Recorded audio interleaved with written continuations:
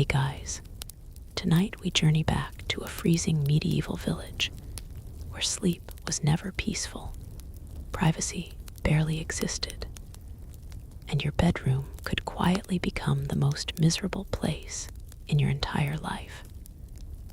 Imagine lying on a sack stuffed with damp straw while rats scratch beneath the floorboards. Smoke burns your eyes, and 5 other exhausted people snore beside you under a leaking roof. There are no soft mattresses, no warm blankets fresh from a dryer, no silent nights. Outside, winter claws at the wooden walls, while somewhere in the darkness, a church bell rings for the dead. And if you happen to wake in the middle of the night, chances are you were not alone.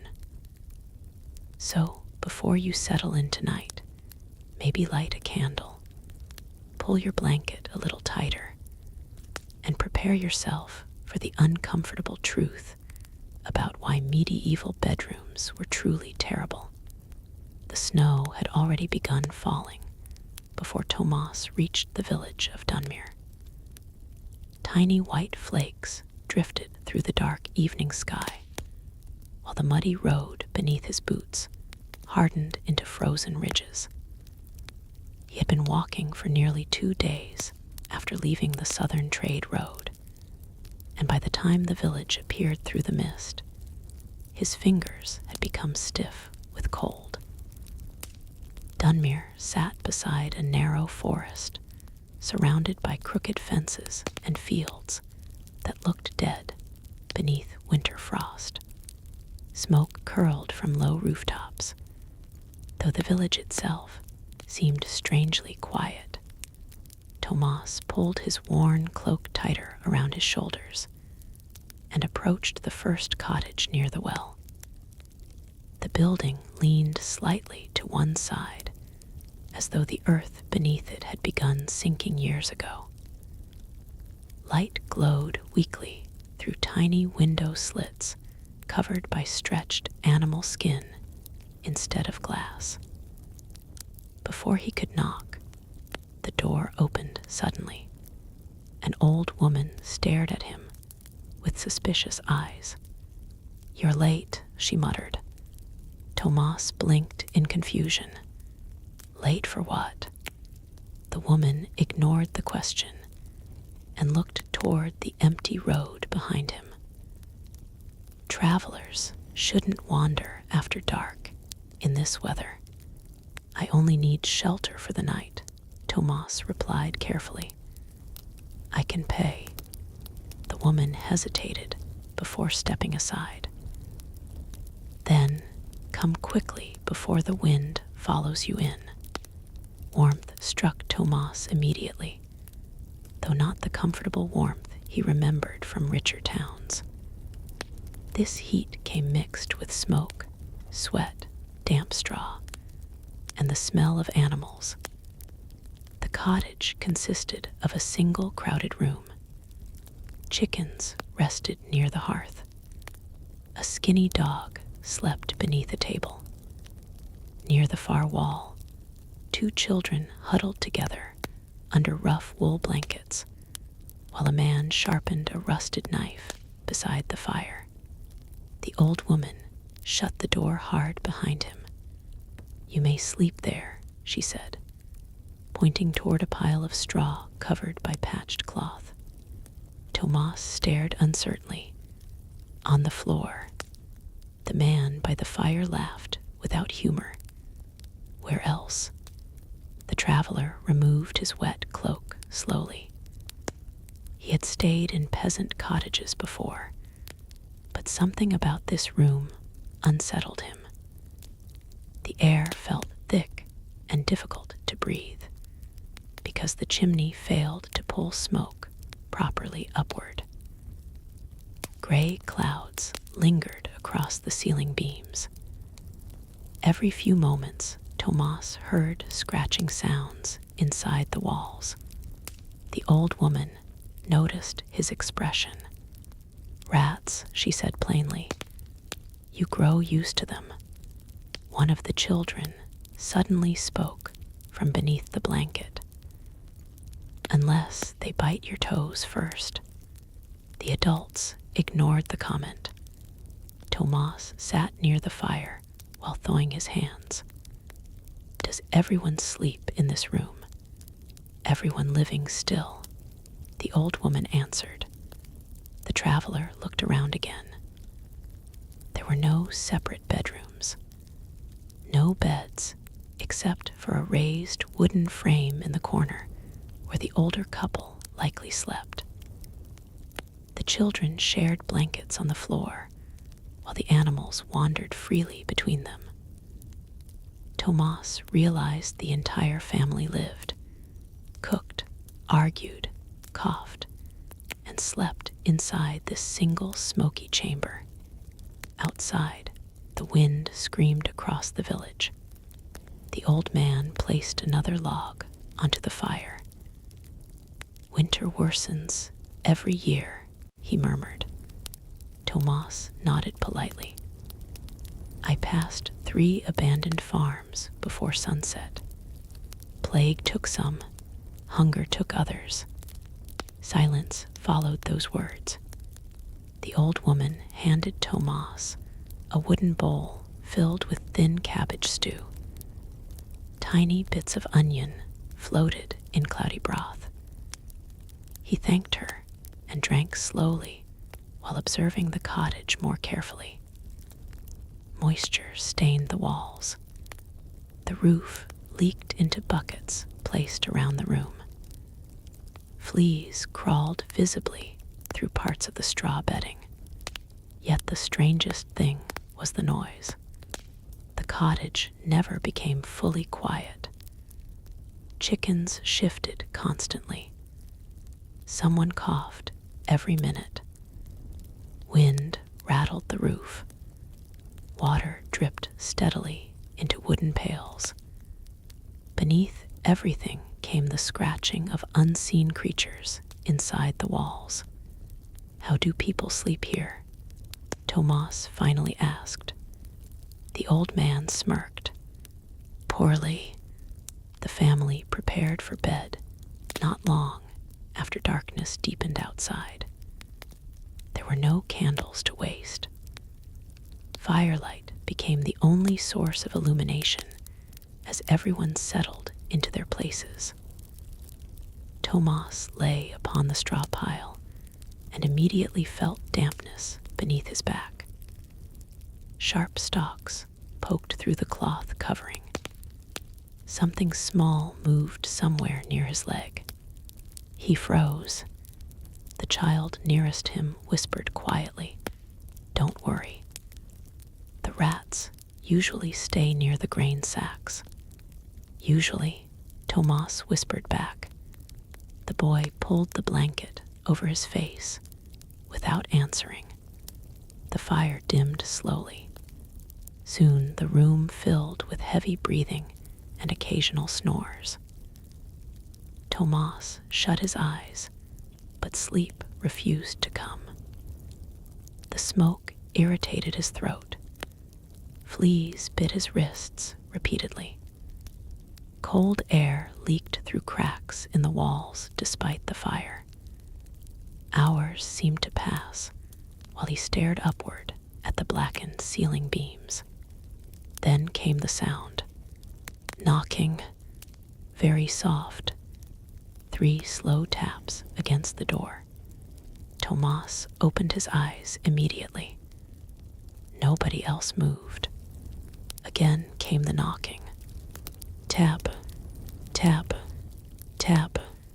The traveler pushed himself upright carefully.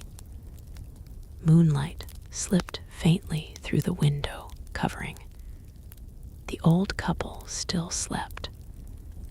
The children remained motionless beneath blankets. Only Tomas seemed awake enough to hear the sound. He looked toward the door.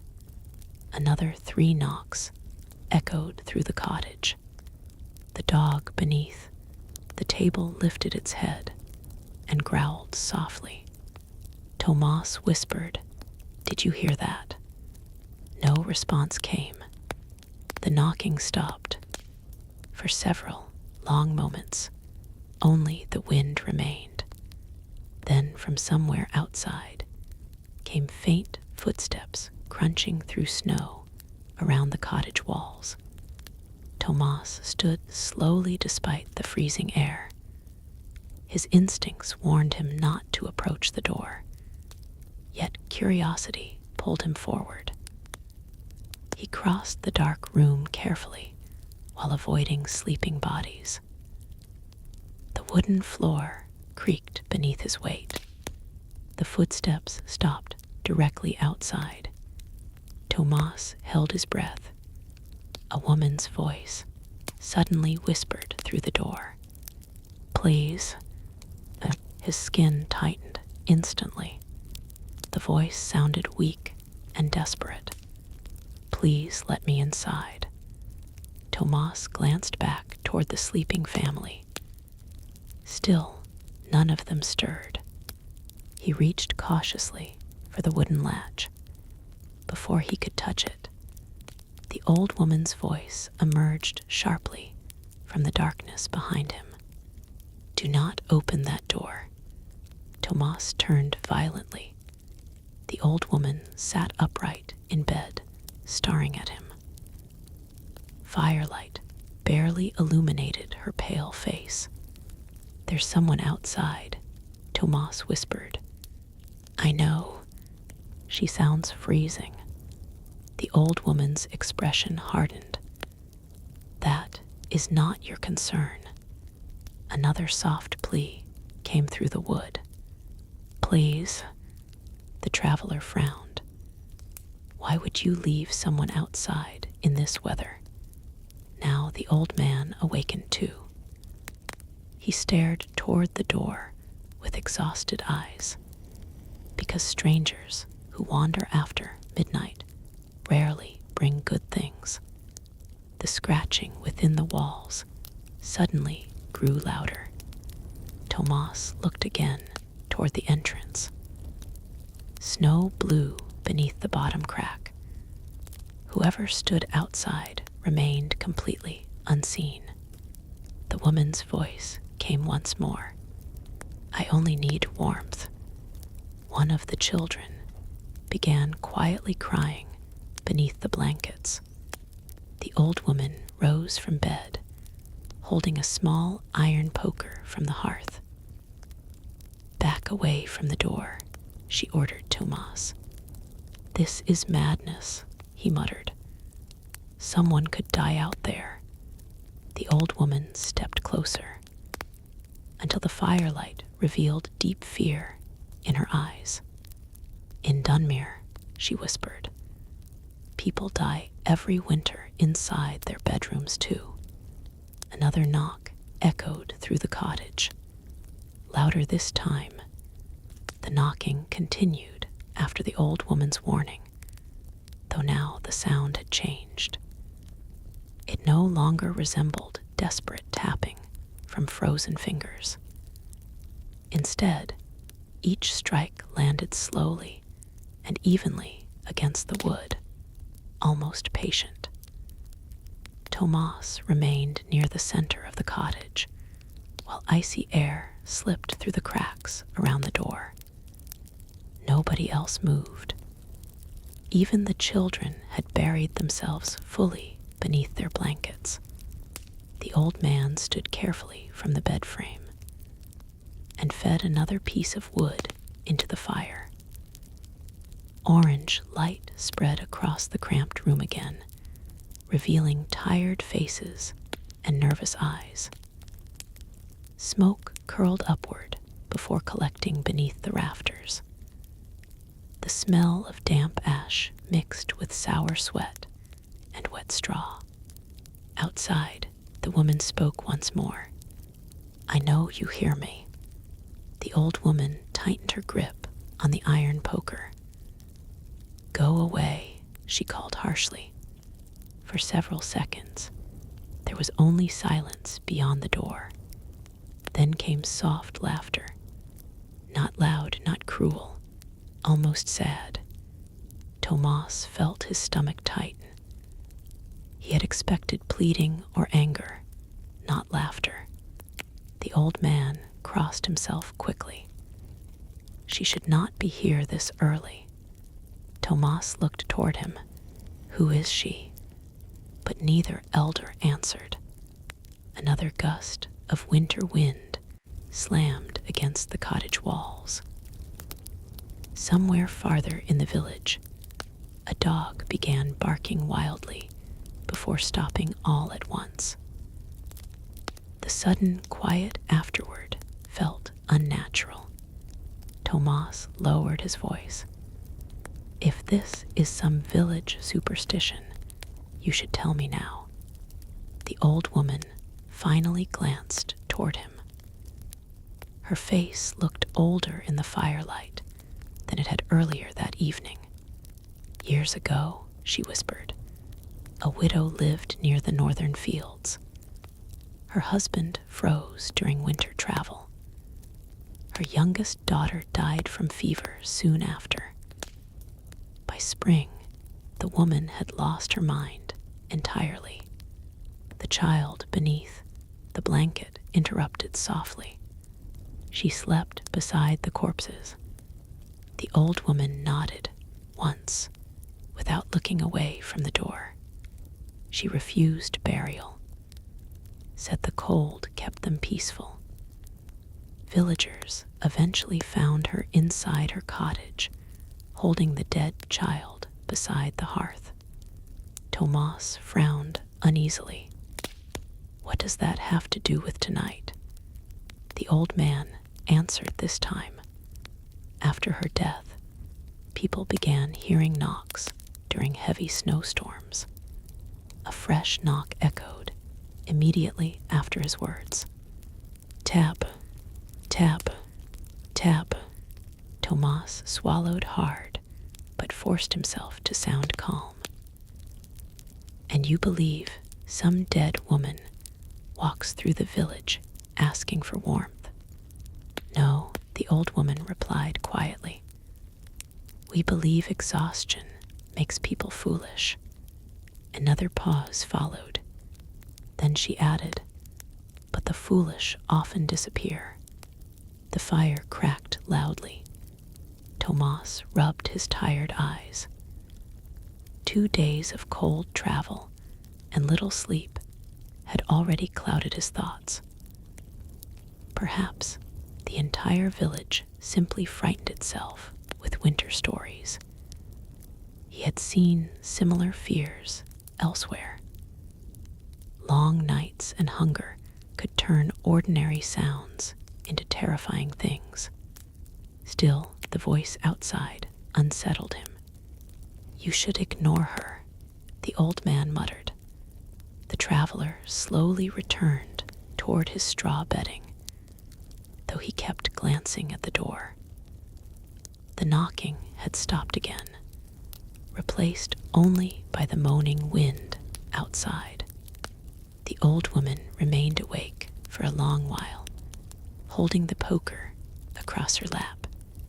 Eventually, the room settled back into uneasy silence.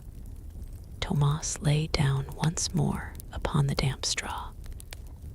Fleas crawled across his neck almost immediately. He brushed them away irritably before pulling the rough blanket tighter around himself.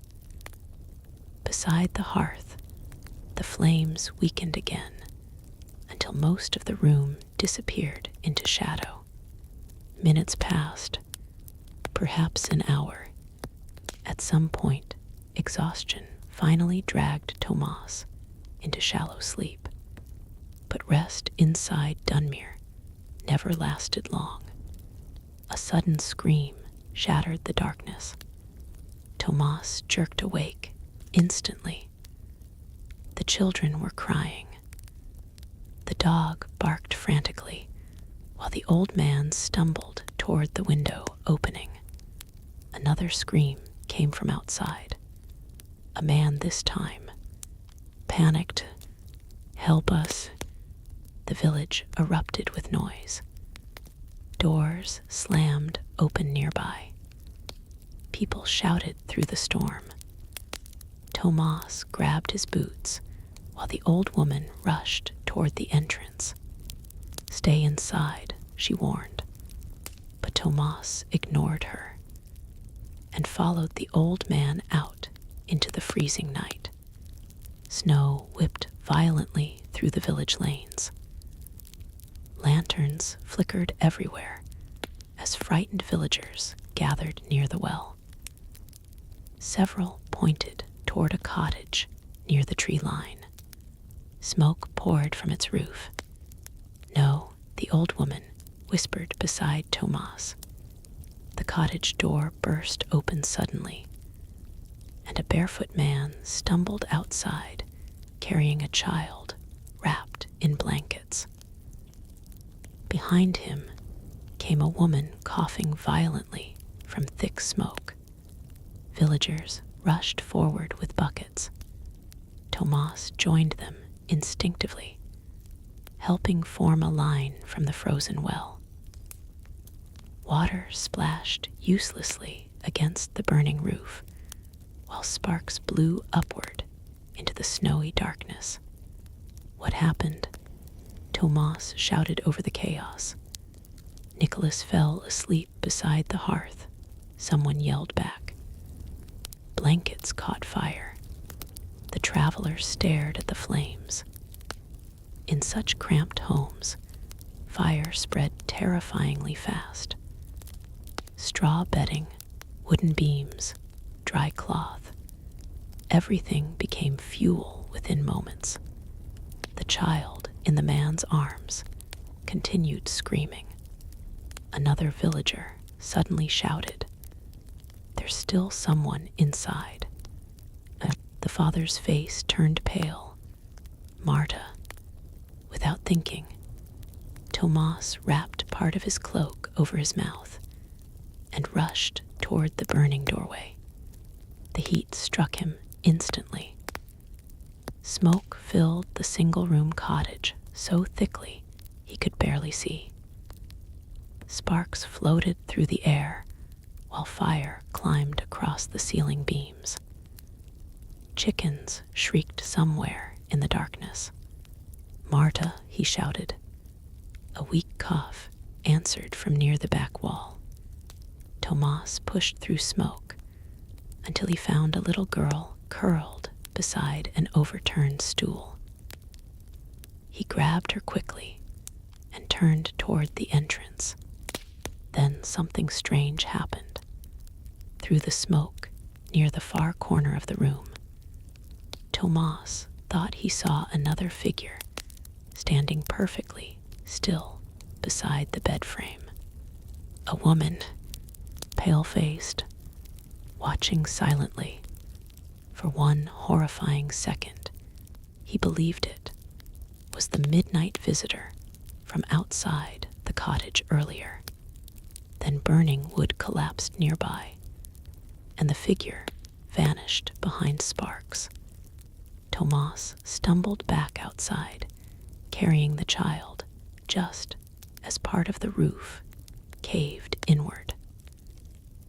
Villagers dragged him away, while flames consumed the rest of the structure. Snow hissed against the fire. The rescued girl clung tightly to Tomas, while coughing against his shoulder. "You're safe," he told her breathlessly. But the villagers did not celebrate. Instead, many stared fearfully toward the burning ruins. One old farmer muttered, "She walks early this winter." Others crossed themselves nervously. Tomas looked around in disbelief. A fire started because exhausted people sleep beside open flames in crowded wooden houses. That's the reason. Nobody answered him. The father of the child approached shakily. Tears froze upon his face as he took the girl back into his arms. "Thank you," he whispered. Nearby, the old woman from Tomas's cottage spoke quietly to another villager. "First fire before deepest winter," she murmured. "Same as before." The traveler overheard the words and frowned. Fear had rooted itself deeply into Dunmere. Every tragedy seemed connected to superstition. As villagers slowly dispersed, Tomas noticed something else unsettling about the night. Almost every cottage showed signs of miserable sleeping conditions. Tiny, overcrowded rooms, smoke leaking from roofs, families sleeping beside livestock for warmth, children wrapped in filthy blankets, people coughing endlessly into the freezing dark. One elderly man limped past muttering about bedbugs eating his arms raw. Another woman complained her youngest son had nearly suffocated from chimney smoke during the night. Nobody in Dunmere truly rested. They merely survived until morning. The old man beside Tomas sighed heavily. Winter steals sleep first, then health, then reason. Together they returned toward the cottage through deepening snow. Inside, warmth slowly returned to Tomas's frozen hands, though the room now felt even smaller after witnessing the fire. The children refused to sleep again, staring fearfully toward the door whenever the wind rattled outside. The old woman placed fresh straw near the hearth. "You saw how quickly flames spread," she muttered. Tomas nodded grimly.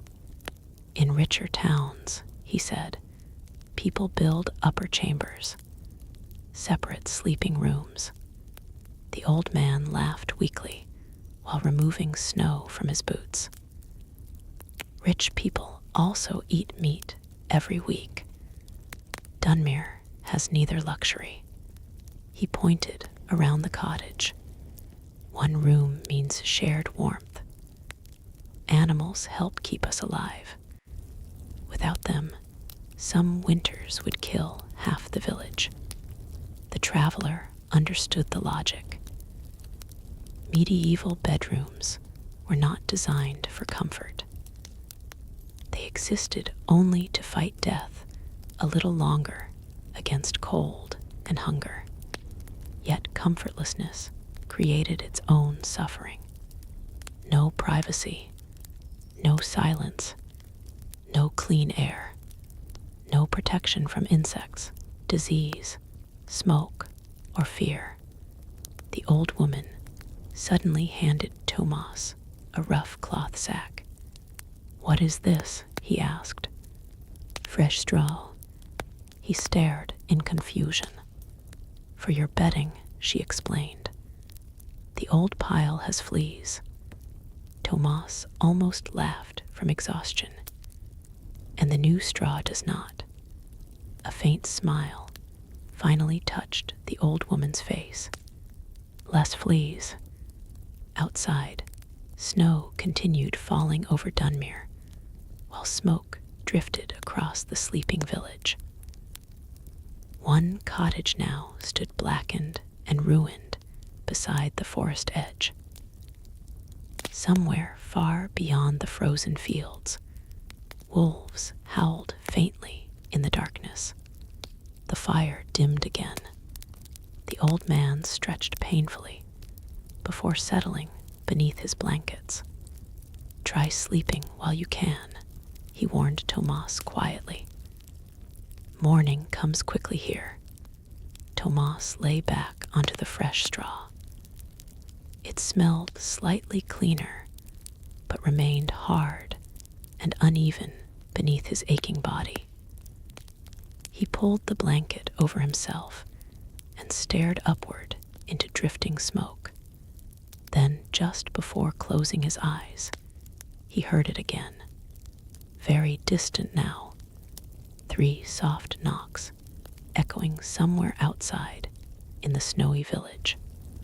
Tomas did not sleep after hearing the distant knocking again. He kept his eyes fixed on the ceiling beams, while the weak fire beside the hearth shrank into glowing embers. Every sound inside the cottage now seemed sharper than before. The old man's breathing rattled unevenly through his chest. One child whimpered occasionally during dreams. Somewhere beneath the floor, mice scratched endlessly through the wood. The traveler rolled onto his side and tried ignoring the discomfort pressing against his body. The fresh straw still poked through the cloth beneath him, and despite changing bedding, fleas continued biting his wrists and ankles. His lower back ached from the hard floor. This, he realized bitterly, was what most medieval people called rest.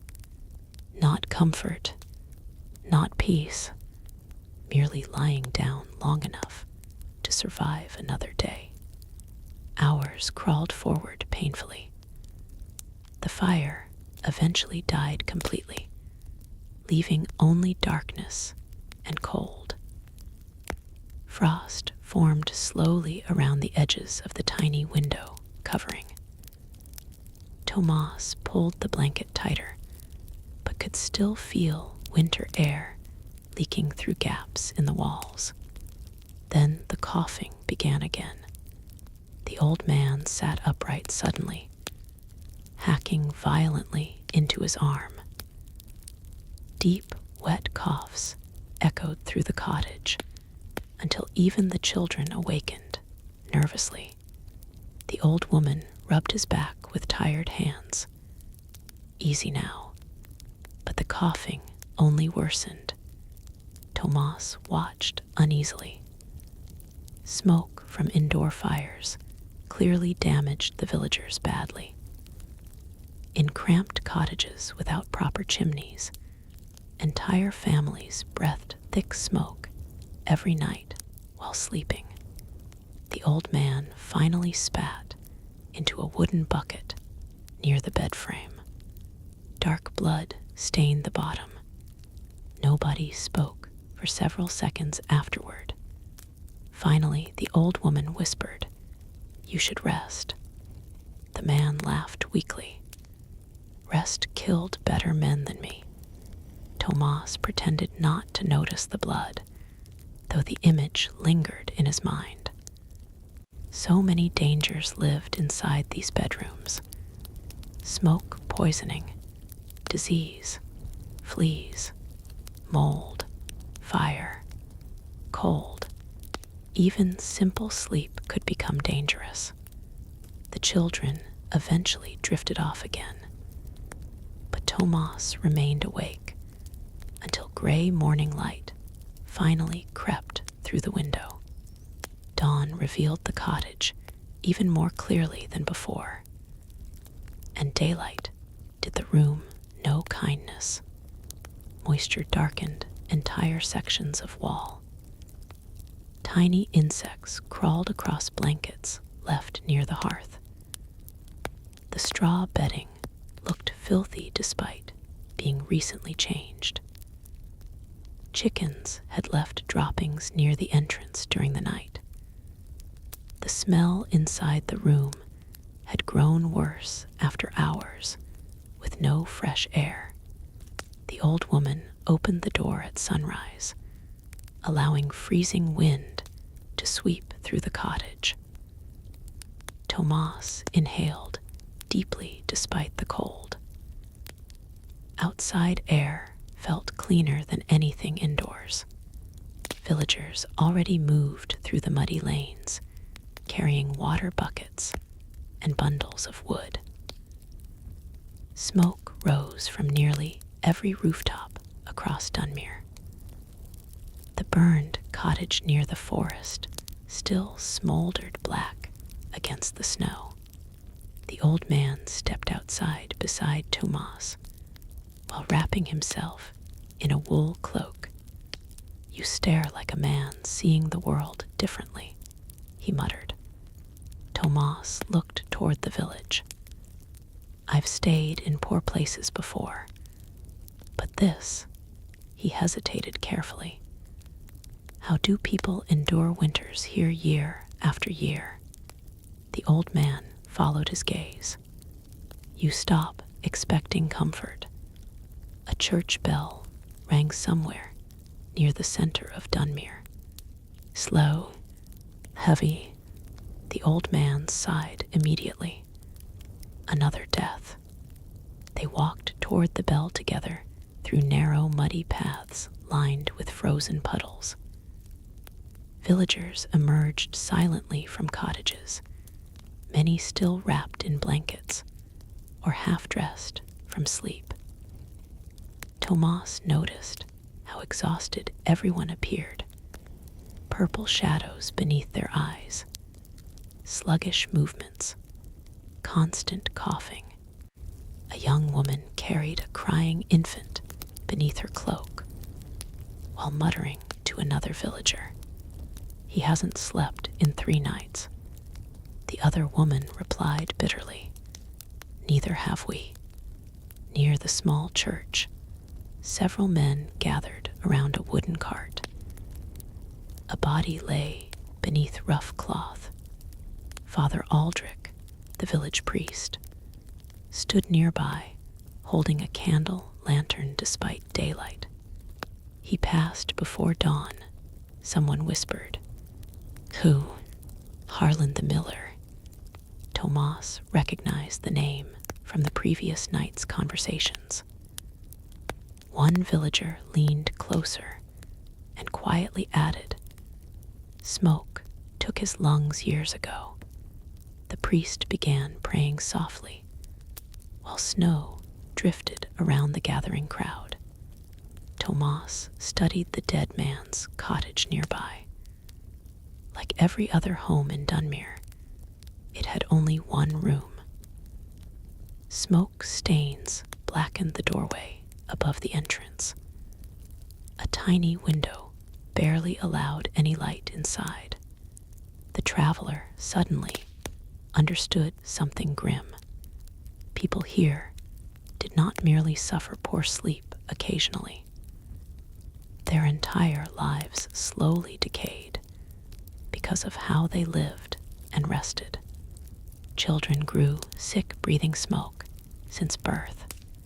Families spread disease by sleeping shoulder to shoulder.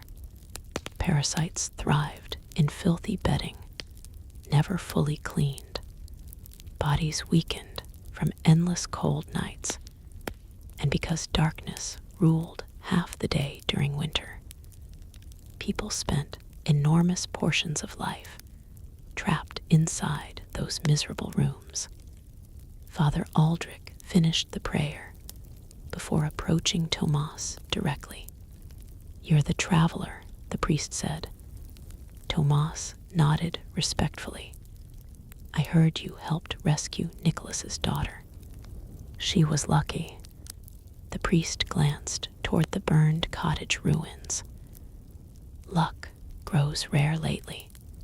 His voice sounded troubled. The old man beside Tomas muttered, "Everyone blames the knocking."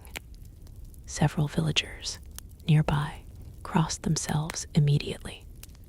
Father Aldrich frowned. Fear spreads faster than truth. Yet Tomas noticed the priest never denied hearing the mysterious knocks himself.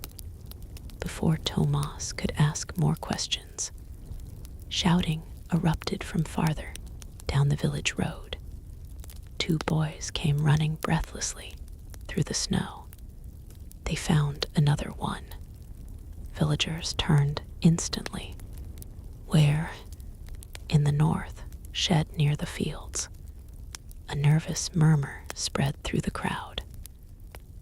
Tomas followed as several villagers hurried toward the northern edge of Dunmere.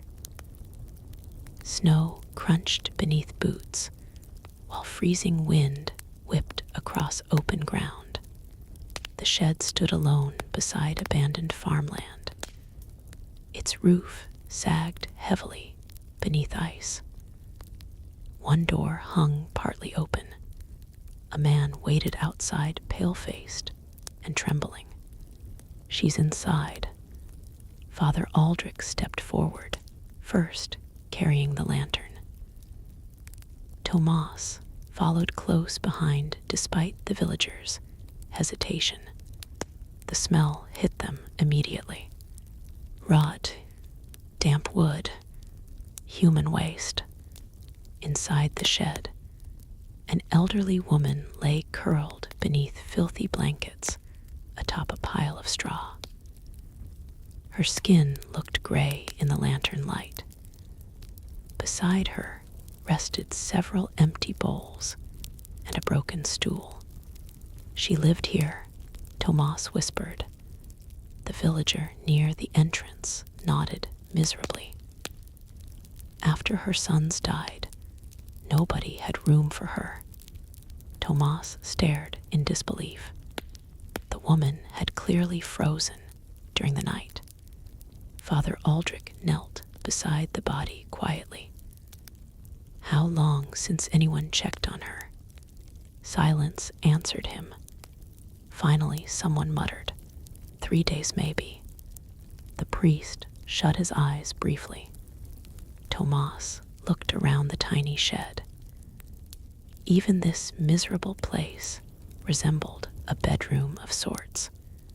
Straw bedding, thin blankets, bare walls blocking wind poorly.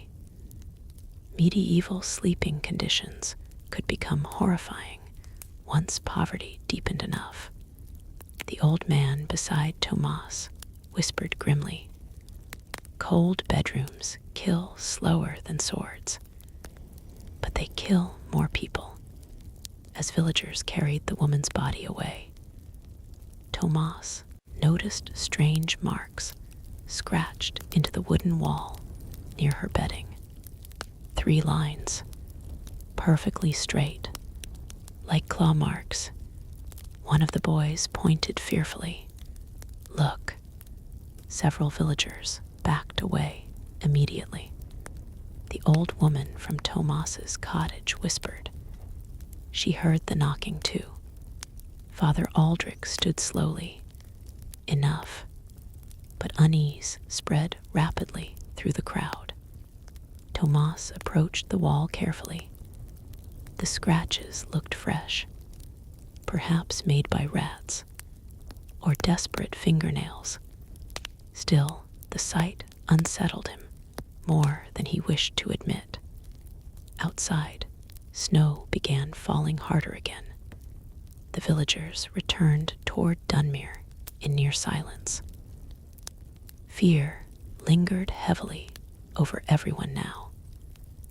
Tomas walked beside Father Aldrich, while the priest kept his lantern shielded beneath his cloak. "You don't believe these stories," Tomas said quietly. The priest sighed tiredly. "I believe exhaustion changes people." That sounds similar to what the old woman said, because she is correct. Father Aldrich glanced toward the smoke-covered village. When people live half-frozen, half-starved, and half-awake for months, he paused carefully. They begin hearing things, seeing things, but you've heard the knocking yourself. The priest did not answer immediately. Finally, he murmured, "Once." That single word carried more weight than Tomas expected. Back inside the cottage later that morning, the children argued over space near the hearth, while the old woman prepared dark bread from barley flour. Tomas sat quietly cleaning mud from his boots. Then he noticed something moving inside the straw bedding near the wall. Tiny black insects, dozens of them. He leaned closer with disgust. Bedbugs. The old woman saw his expression immediately. Careful, she warned. Once they spread into your clothes, they follow you for weeks. Tomas quickly stepped back. The old man chuckled bitterly. Nothing in medieval bedrooms sleeps alone. The traveler rubbed his face with exhausted hands. He had only spent one night in Dunmere, yet already his body itched constantly. His lungs burned from smoke, and his mind felt clouded from lack of proper rest. Outside, the church bell rang once more across the snowy village. Another death announcement. The old woman stared toward the door silently. Winter has only begun, she whispered. By the third night in Dunmere, Tomas could no longer remember what proper sleep felt like.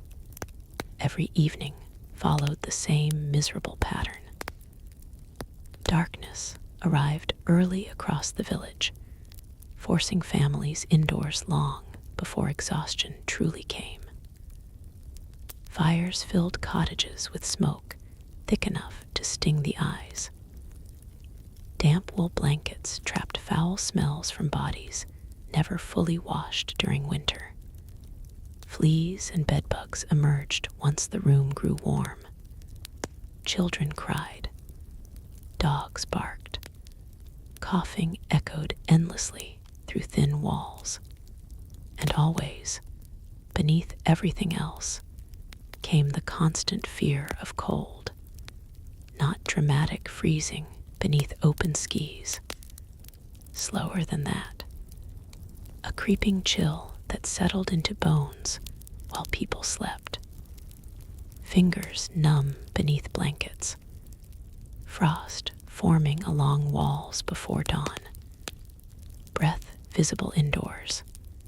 Tomas sat beside the hearth, that evening sharpening a small eating knife, while the old couple argued quietly nearby. We cannot spare more grain, the old woman hissed. They're children, and we are starving. The traveler pretended not to hear, though the conversation revealed another ugly truth about medieval bedrooms. Sleep rarely existed separately from survival itself. Families fought over firewood, blankets, space near warmth, and scraps of food before bed. Entire nights became battles against hunger and cold. One of the children suddenly scratched his arm violently. The old woman noticed immediately. Stop that. It bites. She sighed heavily and pulled back part of the boy's sleeve. Angry red marks covered his skin. Fleas again, Tomas muttered. The old man snorted. Better fleas than lice. The traveler looked around the crowded cottage. There's a difference. The old man laughed harder than the joke deserved. Likely because there was little else to laugh about in Dunmere. Oh yes, he replied. Lice stay with you. The boy continued scratching miserably, while the old woman heated a pot of thin onion broth over the fire. Tomas watched tiny insects crawling through cracks between floorboards near the bedding. Cleanliness here felt impossible. During winter, washing required precious heated water. Bedding rarely dried fully. Most villagers owned only one set of clothes. Disease must have spread through these homes constantly. Outside, snow hammered the village rooftops harder than previous nights. Wind moaned through the gaps in the cottage walls. Somewhere nearby, a baby cried continuously. Tomas glanced toward the window covering. Does nobody ever sleep peacefully here? The old woman stirred the soup slowly. Peace belongs to summer. After supper, Father Aldrich arrived unexpectedly carrying a lantern beneath his cloak. Snow covered his boots nearly to the knees. You should not wander tonight, the old woman warned him immediately. I know. The priest entered carefully while warming his hands beside the hearth. His face looked more exhausted than before. The miller's widow is sick, he explained quietly. I came from prayer. The old man muttered darkly. Another coughing death. Father Aldrich did not deny it. Tomas noticed something unusual then. The priest kept glancing toward the cottage door every few moments. You heard it again, Tomas said softly. Silence settled instantly across the room. The priest finally nodded once.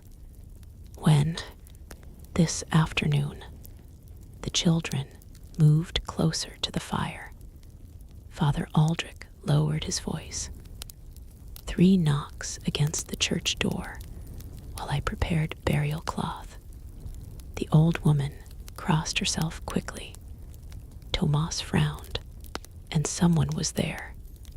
No, the fire cracked loudly between them. Outside, the storm intensified further. Wind rattled the roof so violently that dust drifted from the beams overhead. Tomas suddenly understood why medieval people created so many terrifying stories about nighttime visitors and spirits. Endless darkness, exhaustion, sickness, cramped bedrooms, strange noises inside walls. Fear must have flourished naturally in places like this. The priest removed his gloves slowly. Several villagers refuse sleeping alone now, he said. 3 families crowded together inside one cottage last night. The old man laughed weakly, as if there was space already. Father Aldrich looked toward Tomas. You've traveled widely. Tell me honestly, are conditions this poor elsewhere? Tomas considered carefully before answering. In some places worse, in some better. He glanced around the room. But overcrowding seems common everywhere among peasants. The old woman nodded bitterly. Because warmth matters more than comfort. The priest sighed. Yet closeness spreads illness. No one argued. Another cough seized the old man suddenly. Worse than before. He doubled over beside the fire, while blood spotted his sleeve again. The children looked away nervously. Father Aldrich touched the man's shoulder gently. You should rest. Rest. The old man spat into the bucket again. Everyone says that before funerals. Still coughing, he moved toward the raised bed frame in the corner. Tomas noticed how difficult breathing had become for him, even while awake. Years of smoke-filled nights had likely destroyed his lungs slowly. The storm outside howled like distant wolves. The priest remained longer than expected, perhaps unwilling to cross the village again in such weather. Eventually, the old woman spread additional straw beside Tomas's bedding. You may sleep here tonight, Father. The priest nodded gratefully. So now 7 living humans and several animals prepared to sleep inside one smoky room, no larger than a stable. Tomas lay back onto the straw with growing disbelief. How had entire generations survived this way? The fire dimmed lower while everyone settled into place. Wind leaked through the walls constantly despite stuffed cloth and mud between boards. The priest whispered evening prayers beneath his breath. One child scratched endlessly at flea bites until the old woman slapped his hand away. Hours passed. Tomas drifted into shallow sleep at last. Then came the nightmare. At first, he dreamed of knocking. Soft, steady, somewhere beyond darkness. Then the sound grew louder, closer, until suddenly Tomas opened his eyes. The knocking was real. 3 hard strikes against the cottage door echoed through the room. Everyone woke instantly. Even the dog began growling. Nobody spoke. Again came the knocking. Bang, bang, bang. The children started crying immediately. Father Aldrich stood slowly from his bedding, clutching the lantern with trembling hands. "Stay back," the old woman whispered. "Do not answer." But then a familiar voice shouted from outside. "Open up." The tension broke instantly. The old man exhaled sharply. Nicholas. Tomas hurried to open the door. Freezing wind exploded into the cottage alongside swirling snow. Nicholas, the father whose cottage had burned days earlier, stumbled inside pale with terror. "She's gone," he gasped. Father Aldrich shut the door quickly. "Who?" "My daughter." The room fell silent again. Nicholas shook violently, either from cold or fear. She woke screaming about knocking outside. I thought she dreamed it. His breathing quickened. Then I fell asleep again beside the church storehouse where we've been staying. He swallowed hard before continuing. When I woke up, she was gone. The children near the hearth began crying harder. Father Aldrich grabbed his cloak immediately. "How long?" "Maybe an hour." The priest looked toward Tomas. "Bring the lantern." Within minutes, several villagers gathered outside despite the storm. Snow blasted across the village so thickly that lantern light barely reached beyond a few feet. Nicholas shouted his daughter's name repeatedly, while people searched between cottages and sheds. Tomas moved with Father Aldrich toward the northern paths. "This weather could kill her quickly," Tomas muttered. The priest nodded grimly. They checked animal pens, wood piles, abandoned carts. Snow already buried footprints almost instantly. Visibility worsened every minute. Then Tomas noticed something ahead near the edge of the forest. A tiny shape moving through blowing snow. There, Nicholas rushed forward desperately. The child stood barefoot beside a dead tree, wearing only a thin nightshirt. Snow coated her hair and shoulders. She stared blankly toward the forest darkness. Nicholas grabbed her immediately. "Marta." The girl flinched violently. "She told me to come." Everyone froze. Father Aldrich stepped closer carefully. "Who told you?" The child lifted one trembling hand toward the trees. "The cold woman." Wind roared through the forest branches.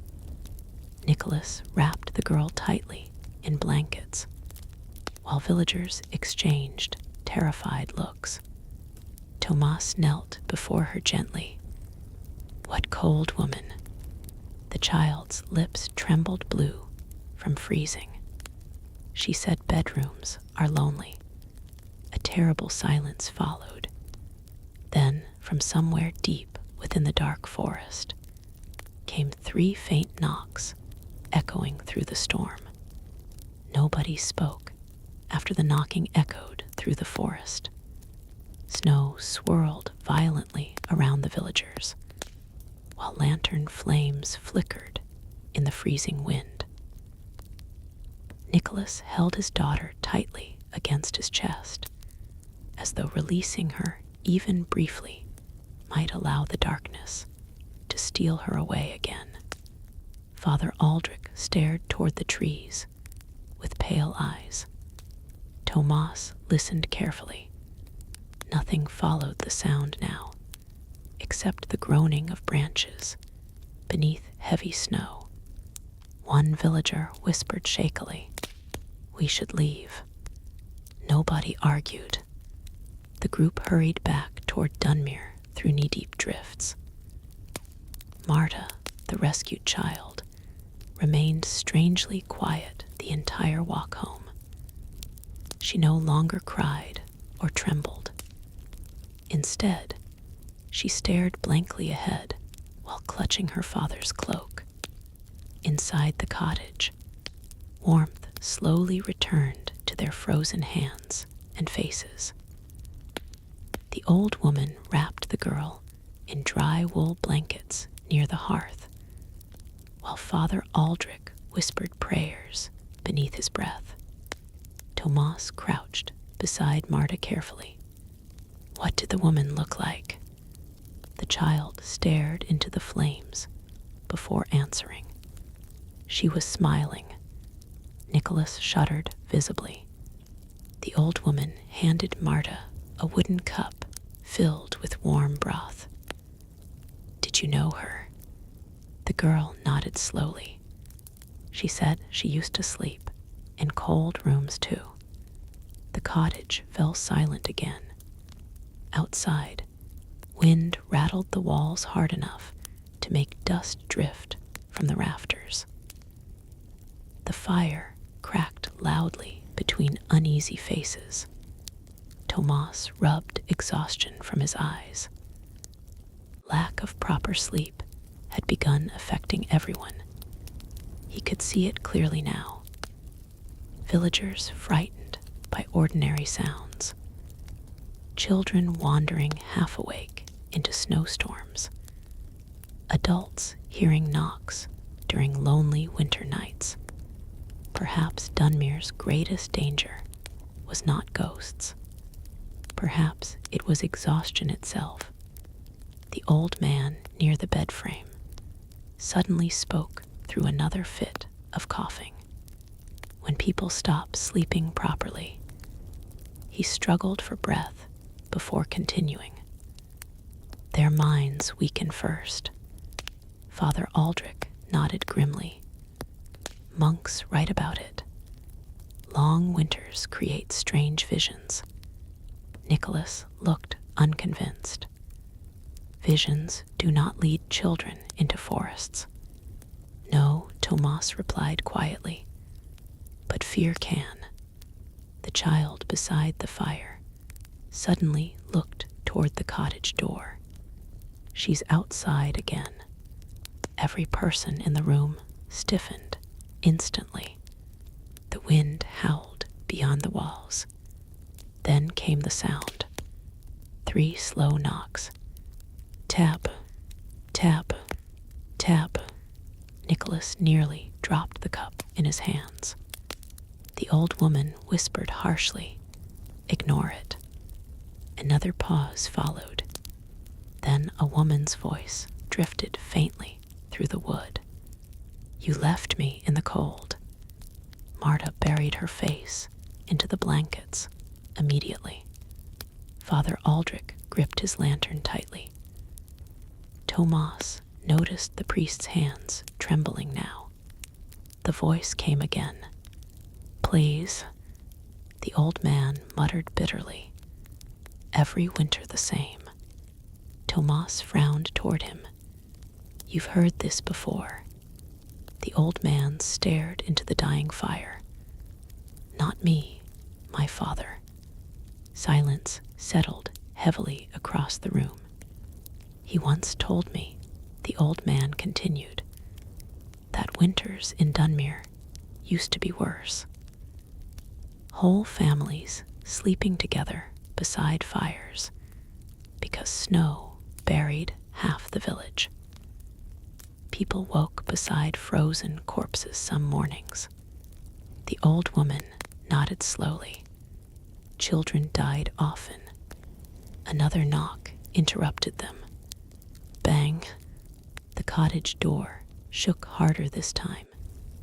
Marta whimpered beneath her blankets.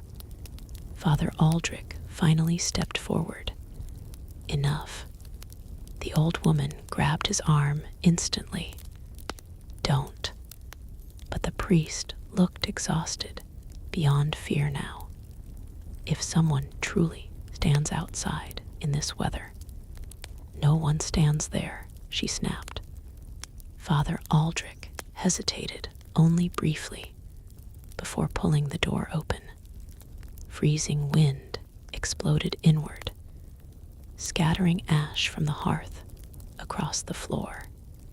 Nobody waited outside, only swirling snow beneath darkness. The priest lifted the lantern higher. Empty village lanes stretched silent beyond the cottage. Then Tomas noticed footprints, fresh prints in the snow, bare feet leading away from the cottage toward the church. Nicholas whispered shakily, "Saints preserve us." Father Aldrich stepped outside despite the storm. Tomas followed immediately, while several frightened villagers from nearby cottages emerged carrying lanterns of their own. The footprints continued clearly through fresh snow. Bare human feet, small and narrow like a woman. The villagers followed cautiously toward the center of Dunmere. Every cottage remained dark, except for weak firelight behind covered windows. Smoke drifted low across rooftops. Wind carried strange sounds through the village, loose shutters banging, dogs barking nervously, bobbies crying somewhere indoors. The footprints ended abruptly near the church entrance. Father Aldrich stared downward in confusion. There, Tomas pointed toward the church door.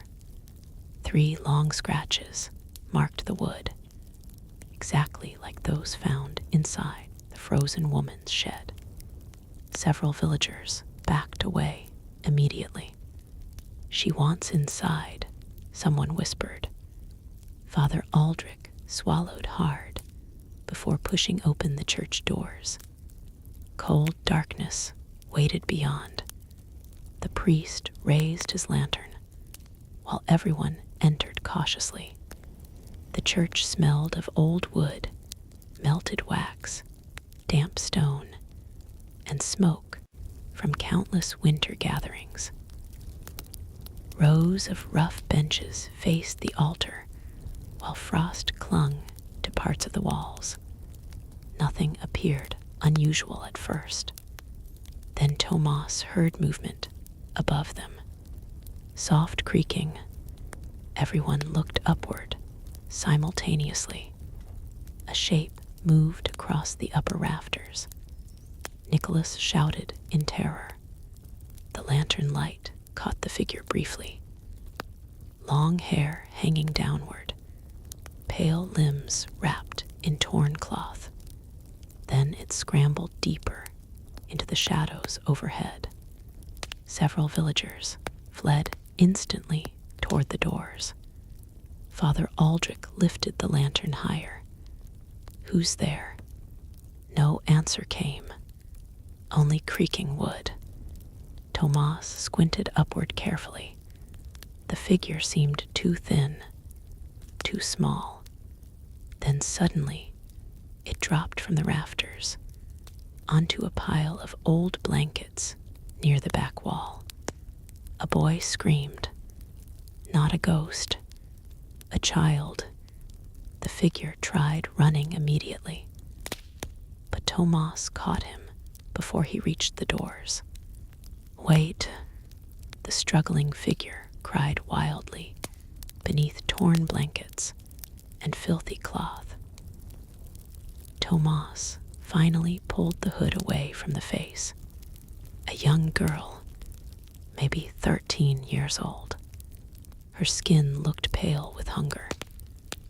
Dirt covered her hands and feet. Her hair hung tangled around frightened eyes. Father Aldrich stared in shock. "Elsie." The girl froze upon hearing her name. Nicholas frowned. "She vanished last winter." Murmurs spread through the villagers. The old woman from Tomas's cottage stepped forward slowly. "People thought wolves took her." The girl's lips trembled. "No wolves," she whispered weakly. Father Aldrich lowered the lantern carefully. "Where have you been?" Elsie looked toward the floor. "Hiding." The priest frowned gently. "From whom?" The girl's voice nearly disappeared. "Everyone." Tomas noticed how thin she truly was beneath the blankets. Her arms resembled sticks. Dark bruises marked parts of her skin. She smelled strongly of mildew and smoke. The old woman gasped quietly. "She's been sleeping in empty sheds." Another villager muttered, "Saints." Father Aldrich guided the trembling girl toward a bench near the altar. "Tell us what happened." Elsie hesitated for a very long time. Then finally she whispered, "After my mother died, my uncle took our cottage." Several villagers exchanged uncomfortable glances. He said there was no room for me anymore. Tomas felt cold anger rising in his chest. "So you survived alone through winter?" The girl nodded. "Sometimes barns, sometimes the church attic."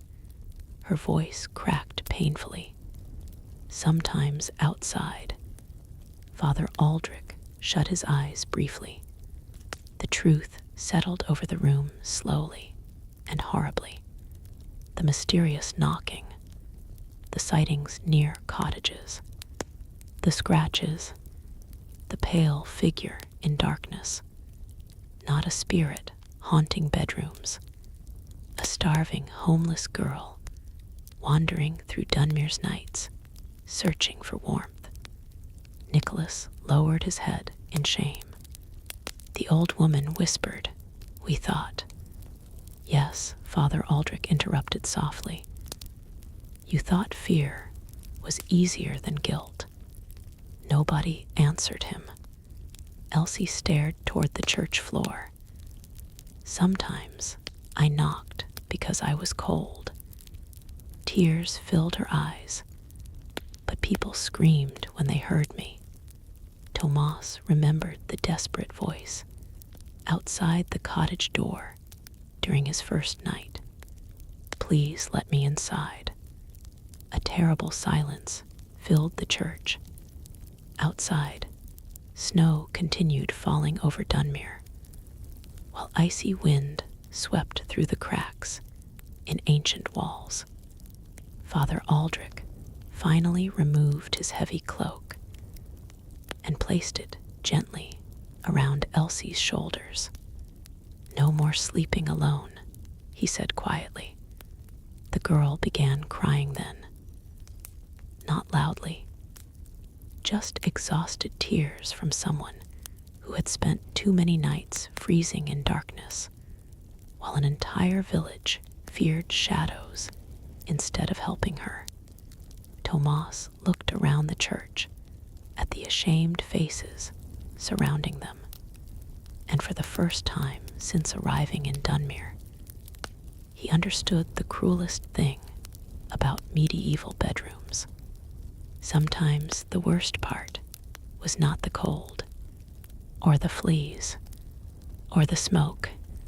Sometimes it was discovering how easily people closed their doors against those suffering outside them. After Elsie was discovered in the church, Dunmere changed for a little while. Not completely.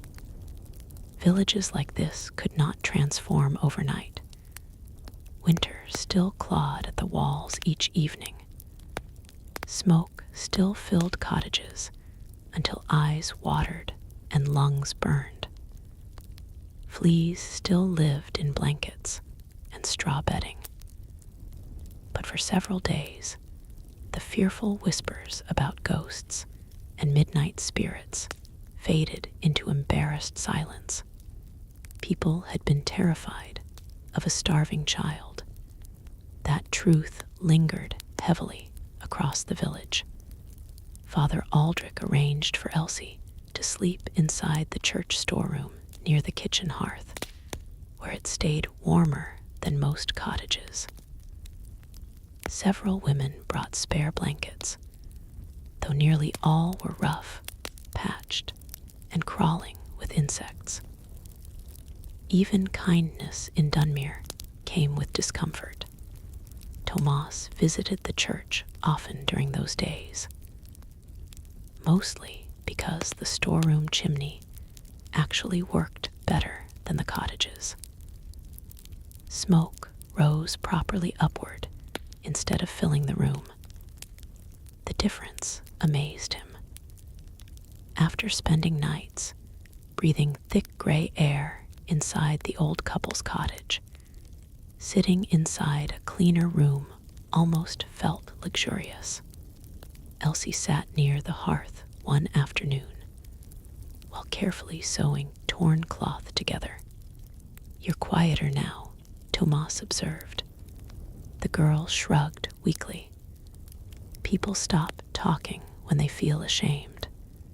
Father Aldrich overheard while arranging candles nearby. "They also stop sleeping," he muttered. Tomas noticed dark circles beneath the priests, eyes growing worse each day. "You haven't rested." The priest laughed softly without humor. "Half the village comes to confession after sunset now, because of Elsie, because fear reminds people of things they would rather forget." Outside, snow melted slightly beneath pale sunlight for the first time in days. Mud covered the village paths again.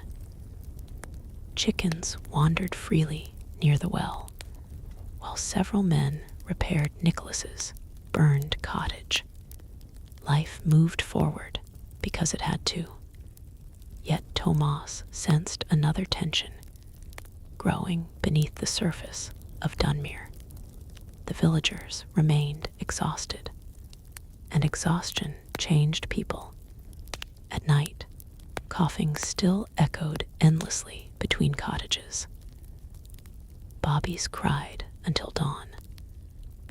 Hungry children fought over blankets near fires. Men returned from work too tired even to speak before collapsing into straw bedding. One evening, Tomas helped Father Aldrich carry supplies toward the northern cottages. The priest distributed dried herbs to families suffering from sickness. Winter illnesses spread quickly in crowded rooms, he explained while walking through muddy snow. Once one person coughs, everyone breathes it. Tomas nodded. And nobody sleeps enough to recover. The priest glanced toward him. You understand now. They passed a cottage where a woman stood outside beating blankets with a stick despite the freezing cold. Bedbugs, Father Aldrich said quietly. She's been fighting them for months. The woman looked exhausted beyond words. Red bite marks covered her hands and neck. Burning the bedding would help, Tomas suggested. The priest sighed. Then her children sleep on bare floorboards. The traveler fell silent again. That was the terrible pattern everywhere in Dunmere. Every solution created another hardship. Open windows reduced smoke, but invited freezing air. More blankets meant more fleas. Shared sleeping space created warmth, but spread disease. Fires prevented freezing, but caused deadly accidents. Comfort simply did not exist, only choices between different kinds of suffering. That night, the village gathered inside the church for evening prayer because another storm approached from the north. Wind already screamed through the trees, while heavy clouds swallowed the moon. Tomas sat beside the old couple from the cottage, while villagers packed together across wooden benches. Children slept against their parents' shoulders. Several elderly villagers coughed constantly into cloth rags. Father Aldrich stood before the altar, looking utterly exhausted. We endure winter together, he told the crowd. Fear divides people. Kindness keeps them alive. Some villagers nodded. Others looked toward Elsie sitting quietly near the back wall, wrapped in borrowed blankets. The old man beside Tomas whispered, "People only become generous after tragedy." Before Tomas could answer, a loud crash echoed outside the church. Everyone startled. Wind slammed against the building hard enough to rattle the doors. Then came shouting. A boy burst inside breathless and pale. The roof collapsed. Villagers stood instantly. Whose roof? Harper's cottage. Panic spread quickly through the church. Tomas rushed outside, alongside several others, into freezing darkness. Snow had begun falling heavily again at the southern edge of Dunmere. Half a cottage roof had collapsed inward beneath wet snow and rotting wood. Villagers dragged broken beams aside, while terrified screams echoed from inside. Tomas joined the rescue effort immediately. "Careful," someone shouted. "The rest may fall." A woman cried nearby while clutching 2 children. "My husband's still inside." The cottage looked even smaller now that part of it had collapsed open to the storm. Tomas could see crushed bedding beneath shattered beams. Straw scattered everywhere through snow and mud. Medieval bedrooms were death traps in winter.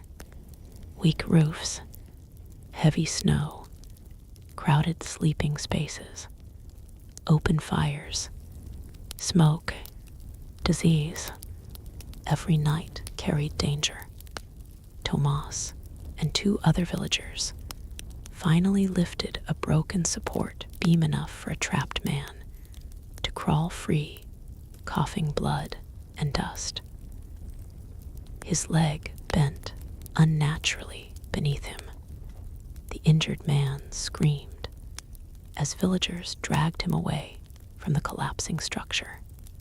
Another cracking sound echoed above. Out, Tomas shouted. Everyone stumbled backward moments before more of the roof crashed inward violently. Snow and sparks exploded into the night. The injured man's wife sobbed beside him, while Father Aldrich knelt to examine the broken leg. "He'll live," the priest muttered. The old woman beside Tomas crossed herself shakily. Barely. Villagers stood watching the ruined cottage in miserable silence. The family's bedding, clothing, food stores, nearly everything remained buried beneath shattered wood and snow. Nicholas approached quietly. "They can stay in the church." Father Aldrich nodded immediately. So before midnight, even more people crowded into the church storeroom beside the hearth. Children slept shoulder to shoulder beneath blankets, while exhausted adults leaned against walls half awake. Tomas sat near the doorway, unable to rest. The room smelled of wet wool, smoke, sweat, mud, and sickness. One baby cried endlessly. Someone coughed every few moments. A dog scratched fleas near the fire. No one truly slept deeply. People simply drifted between exhaustion and discomfort until morning. Elsie sat beside Tomas quietly while staring toward the crowded room. "You still think the bedrooms here are terrible?" she asked suddenly. Tomas looked around. A little boy slept with his feet nearly inside the hearth because it was the warmest spot available. An elderly woman muttered in feverish dreams beside a leaking wall. The injured man groaned constantly from pain, while his wife held torn blankets against the cold. "Yes," Tomas answered honestly. Elsie nodded slowly. "When I lived alone outside," she hesitated carefully, "I used to watch lights through windows at night." The traveler listened silently. "I thought people inside must feel safe." Her eyes lowered toward the floor, but mostly they just looked tired. Those words stayed with Tomas long after the conversation ended, because she was right. Safety barely existed in medieval homes. Bedrooms were not peaceful private spaces like people imagined centuries later. They were crowded shelters against death itself. Families entered them each night hopping to survive cold, sickness, fire, collapsing roofs, and hunger until sunrise. Outside, the storm intensified further.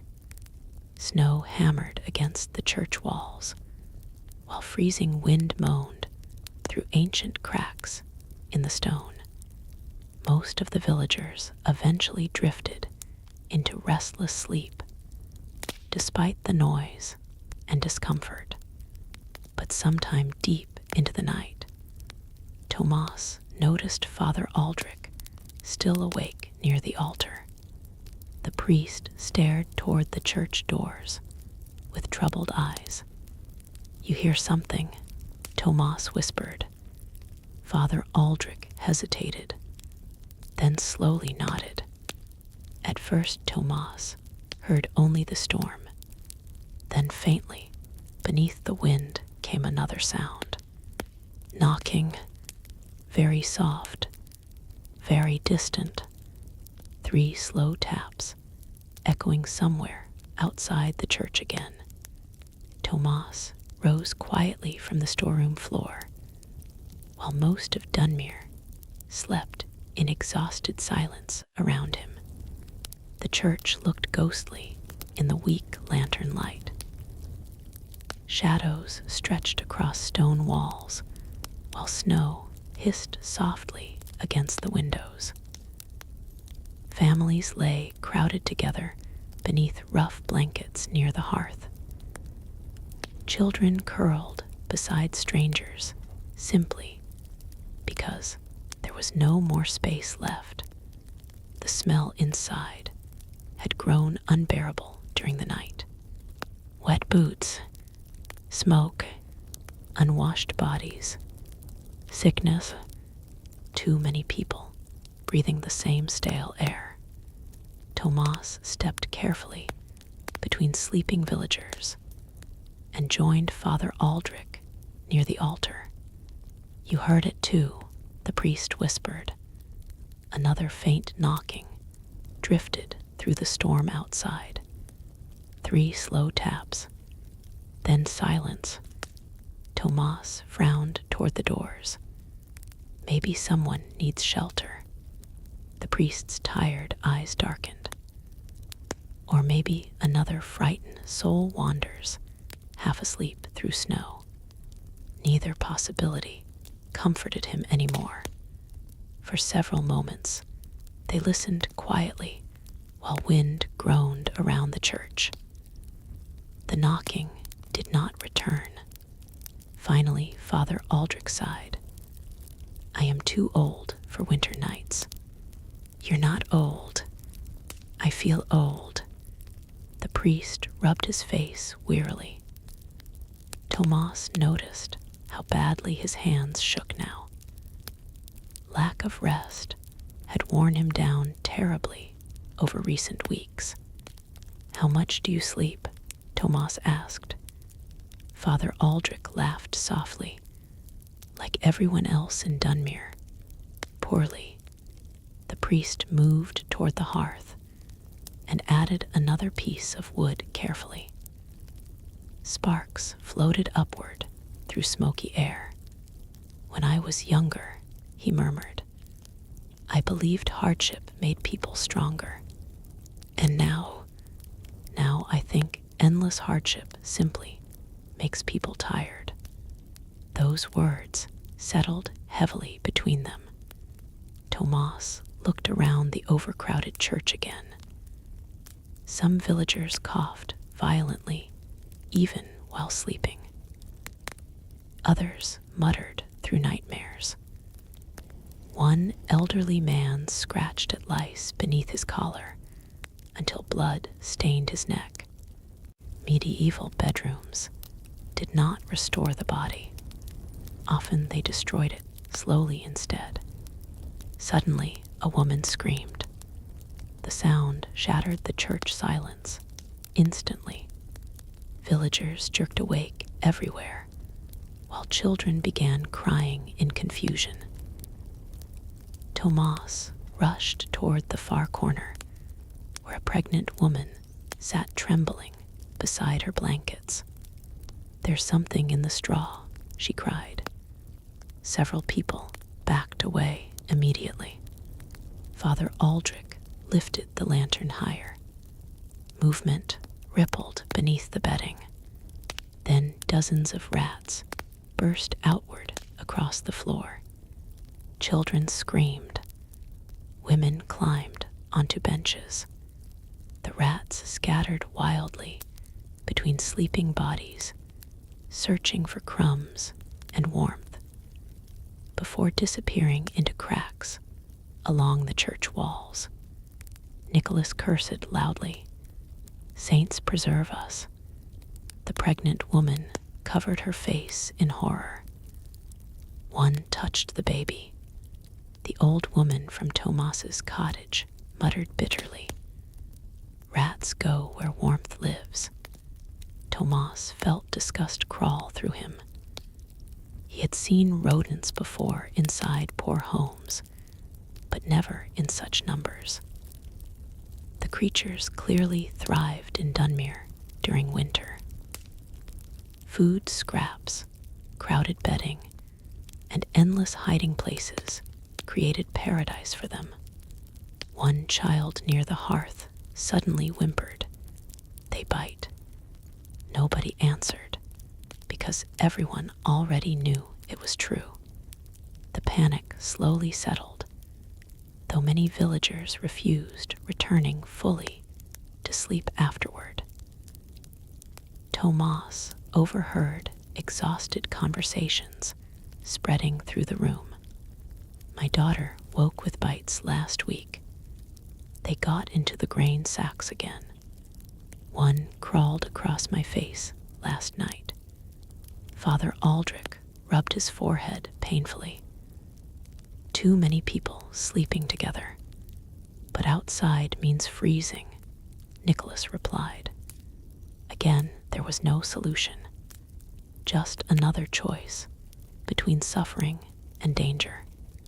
Eventually, the church quieted enough for exhausted villagers to drift into restless sleep once more. But Tomas remained awake. The rat incident had driven away any remaining chance of rest. Near dawn, he stepped outside briefly into freezing air. Snow covered Dunmere completely now. Most cottages resembled pale mounds beneath heavy drifts. Smoke rose weakly through chimneys into dark blue sky before sunrise. For the first time in days, silence ruled the village. No crying, no coughing, no scratching inside walls. Just cold wind moving softly through snow. Tomas inhaled deeply. Even freezing air felt cleaner than the church. Then he noticed footprints again. Bare feet, crossing fresh snow beside the church wall. His stomach tightened immediately. The prints led toward the graveyard behind the church. Tomas followed cautiously.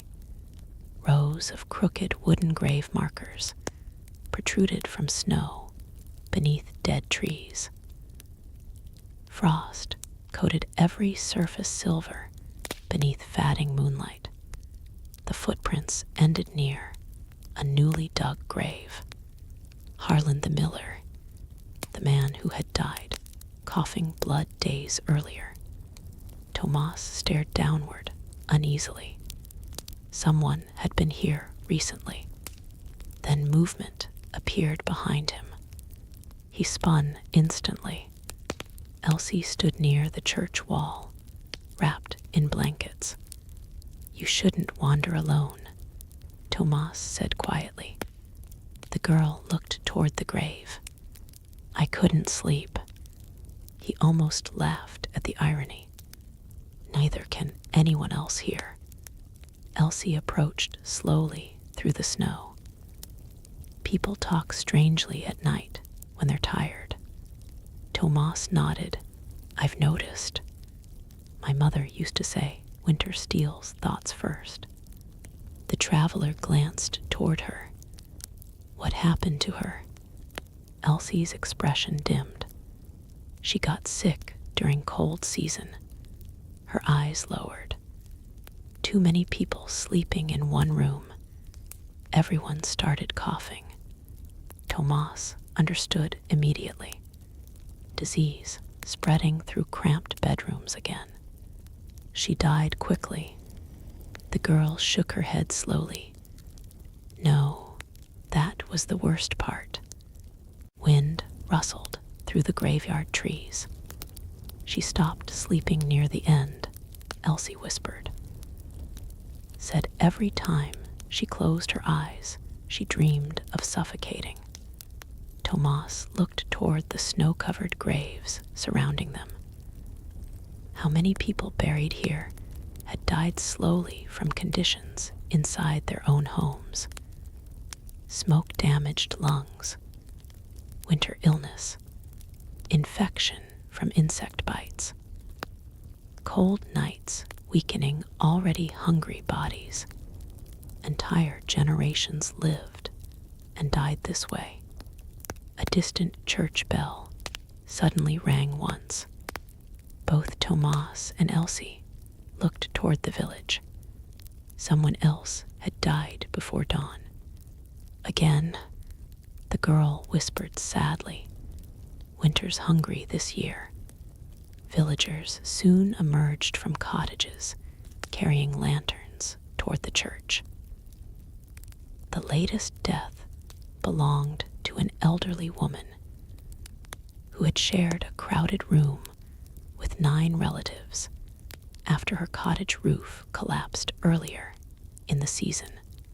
She stopped breathing during the night. One villager explained quietly. Father Aldrich closed his eyes in exhaustion. Another funeral, another body weakened by terrible living conditions. As dawn finally spread gray light across Dunmere, Tomas helped carry the woman's body into the church. The corpse felt frighteningly light beneath the blankets. The old man from Tomas's cottage coughed heavily beside him while helping lift the stretcher. "You should sit down," Tomas warned. "I've buried too many neighbors already." The old man struggled for breath. One more changes nothing. But Tomas noticed blood staining the man's sleeve again afterward. Inside the church, villagers gathered silently for prayer. Most looked barely awake. Children leaned against parents half asleep, while smoke from candles drifted lazily through the cold air. Father Aldrich spoke softly over the body. "We ask for warmth in cruel seasons.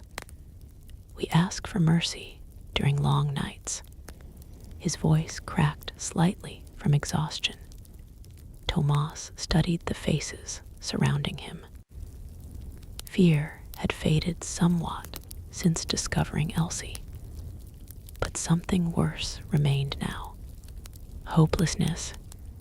People here expected suffering every winter.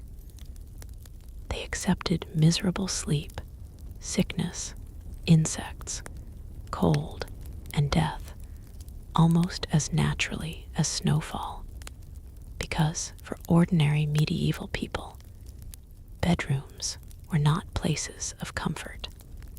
They were places where survival became uncertain. After the prayer ended, Tomas stepped outside again, needing fresh air. The morning sky remained heavy with snow clouds. Villagers moved slowly through the frozen streets, carrying water and firewood for another day of endurance. Then Tomas noticed something strange near the edge of the village. A wagon approaching through snow, large, covered in dark cloth, pulled by 2 thin horses. The entire village seemed to notice it at once. People stopped moving. Doors opened cautiously. Children stared silently. The wagon rolled closer until finally stopping near the church. A tall man climbed down wearing a heavy fur cloak darkened by travel. His face looked weathered and sharp beneath a hood dusted with snow. Behind him, something inside the wagon shifted violently. A muffled cough echoed from beneath the coverings. The stranger surveyed Dunmere slowly before speaking. "I seek shelter for the sick." Silence spread across the village. Then the stranger added words that chilled Tomas more than the winter wind itself. "The plague has returned south of the river." The moment the stranger mentioned plague, the entire village seemed to stop breathing. Nobody moved. Nobody spoke. Only the wind whispered through snow-covered rooftops, while the horses snorted clouds of steam into the frozen air. Tomas watched fear spread across Dunmere faster than fire. Several villagers backed away immediately from the wagon. Mothers pulled children closer. One old farmer crossed himself 3 separate times while muttering prayers beneath his breath. Father Aldrich stepped carefully forward. "What kind of sickness?" the priest asked. The traveler removed snow from his beard with stiff fingers. His face looked hollow from exhaustion. "Fever first," he replied quietly. Then coughing. Then black swelling beneath the arms and neck. A terrible silence followed those words. Even Tomas felt coldness settle deeper into his stomach now. The stranger glanced toward the wagon behind him. 3 people remain alive inside, as if summoned by his words. Another violent coughing fit erupted beneath the coverings. Nicholas whispered shakily, "Do not let them into the village." Several others immediately agreed. "We cannot risk it. My children are already weak. Send them away." The stranger's expression hardened with anger and exhaustion. "I've buried 2 sons on this road already," he said bitterly. "The survivors will freeze before sunset without shelter." Father Aldrich looked torn between fear and compassion. Tomas understood the terrible dilemma instantly. Medieval villages feared plague more than war. Once sickness entered crowded homes, entire communities could vanish within weeks. Bedrooms became breeding grounds for infection, where whole families slept inches apart, breathing the same poisoned air. The priest finally asked, "How long since symptoms began?" 6 days. "And you traveled openly?" The stranger laughed harshly.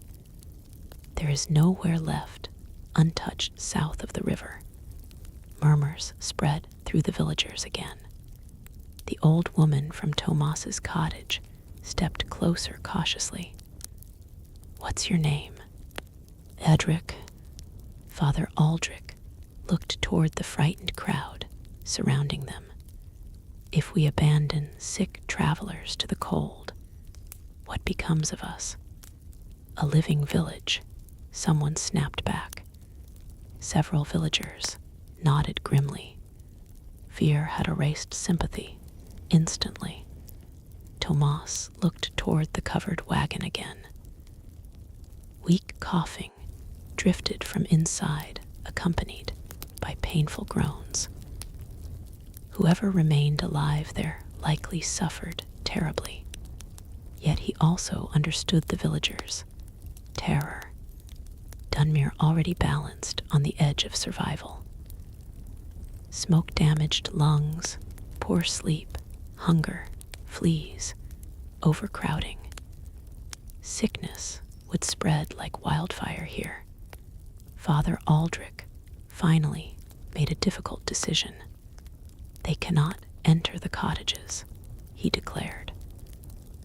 But the old storage barn near the western field still stands.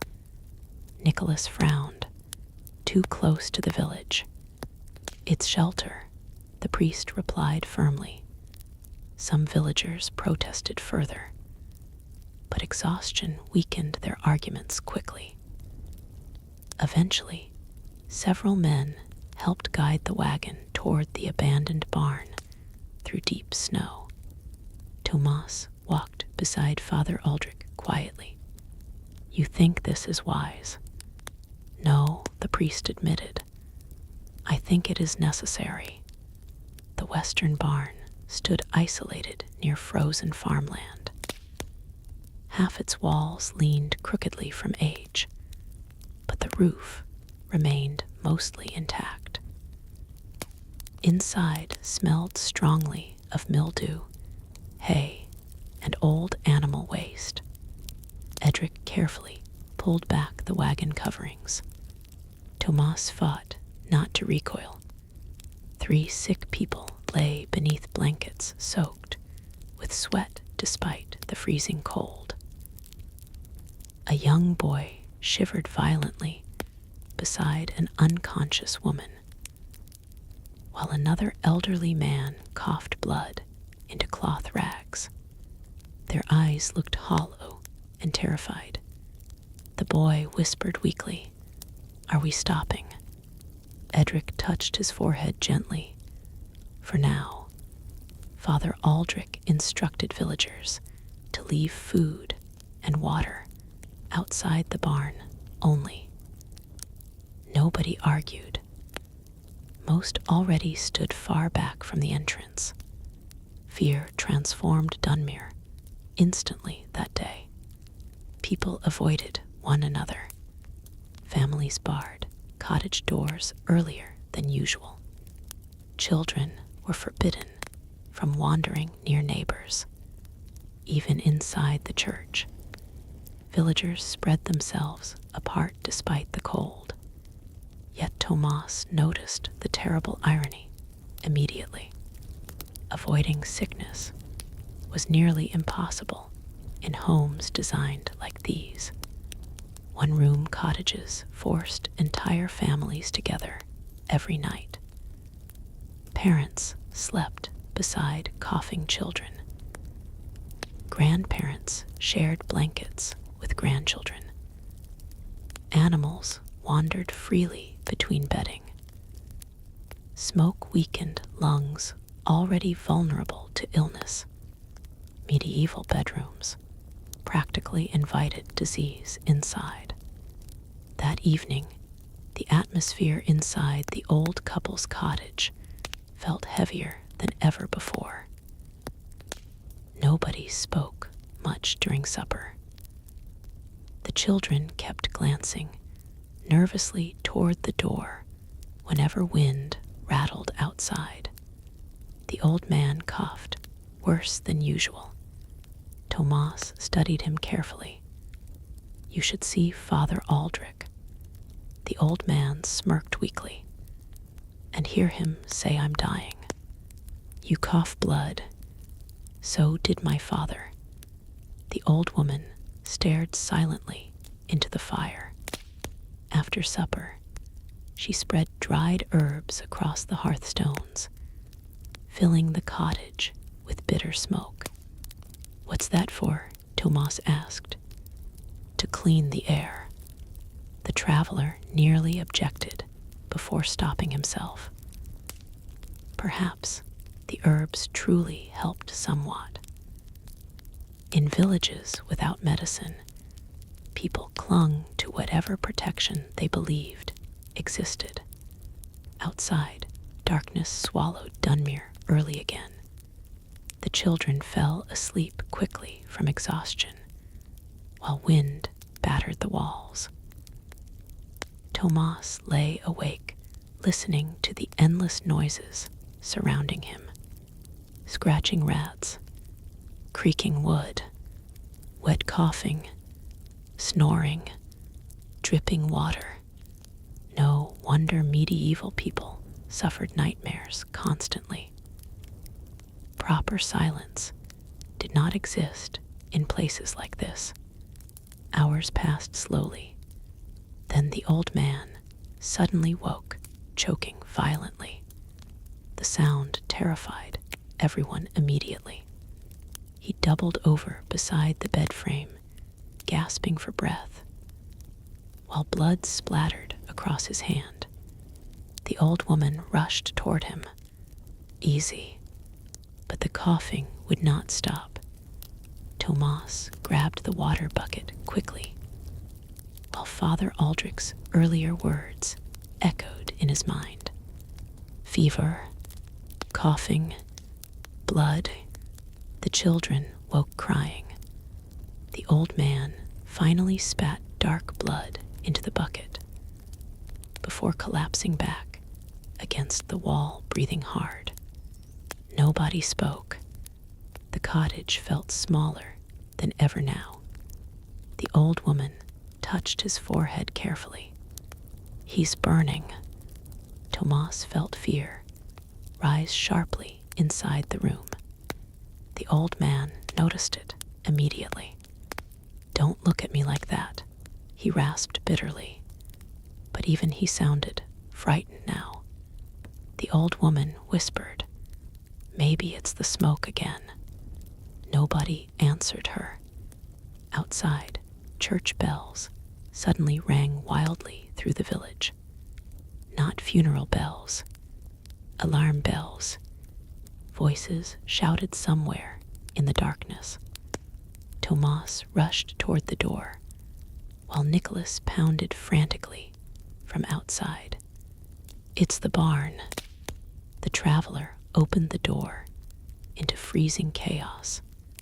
Villagers carrying lanterns ran toward the western fields, while smoke rose against the night sky. Fire, the isolation barn, burned fiercely in the distance. Father Aldrich shouted orders through the storm, while several men formed bucket lines from a frozen trough. But the flames spread too quickly through old dry hay. Edric stumbled outside the burning structure, dragging the sick boy through snow. "The woman's trapped," he screamed. Before anyone could move, part of the roof collapsed inward in a shower of sparks. The crowd recoiled in horror.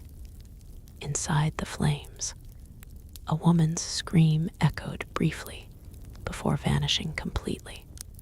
The sick elderly man crawled from another side of the barn, coughing violently before collapsing into snow. Villagers backed away instinctively. "No closer. He carries the plague."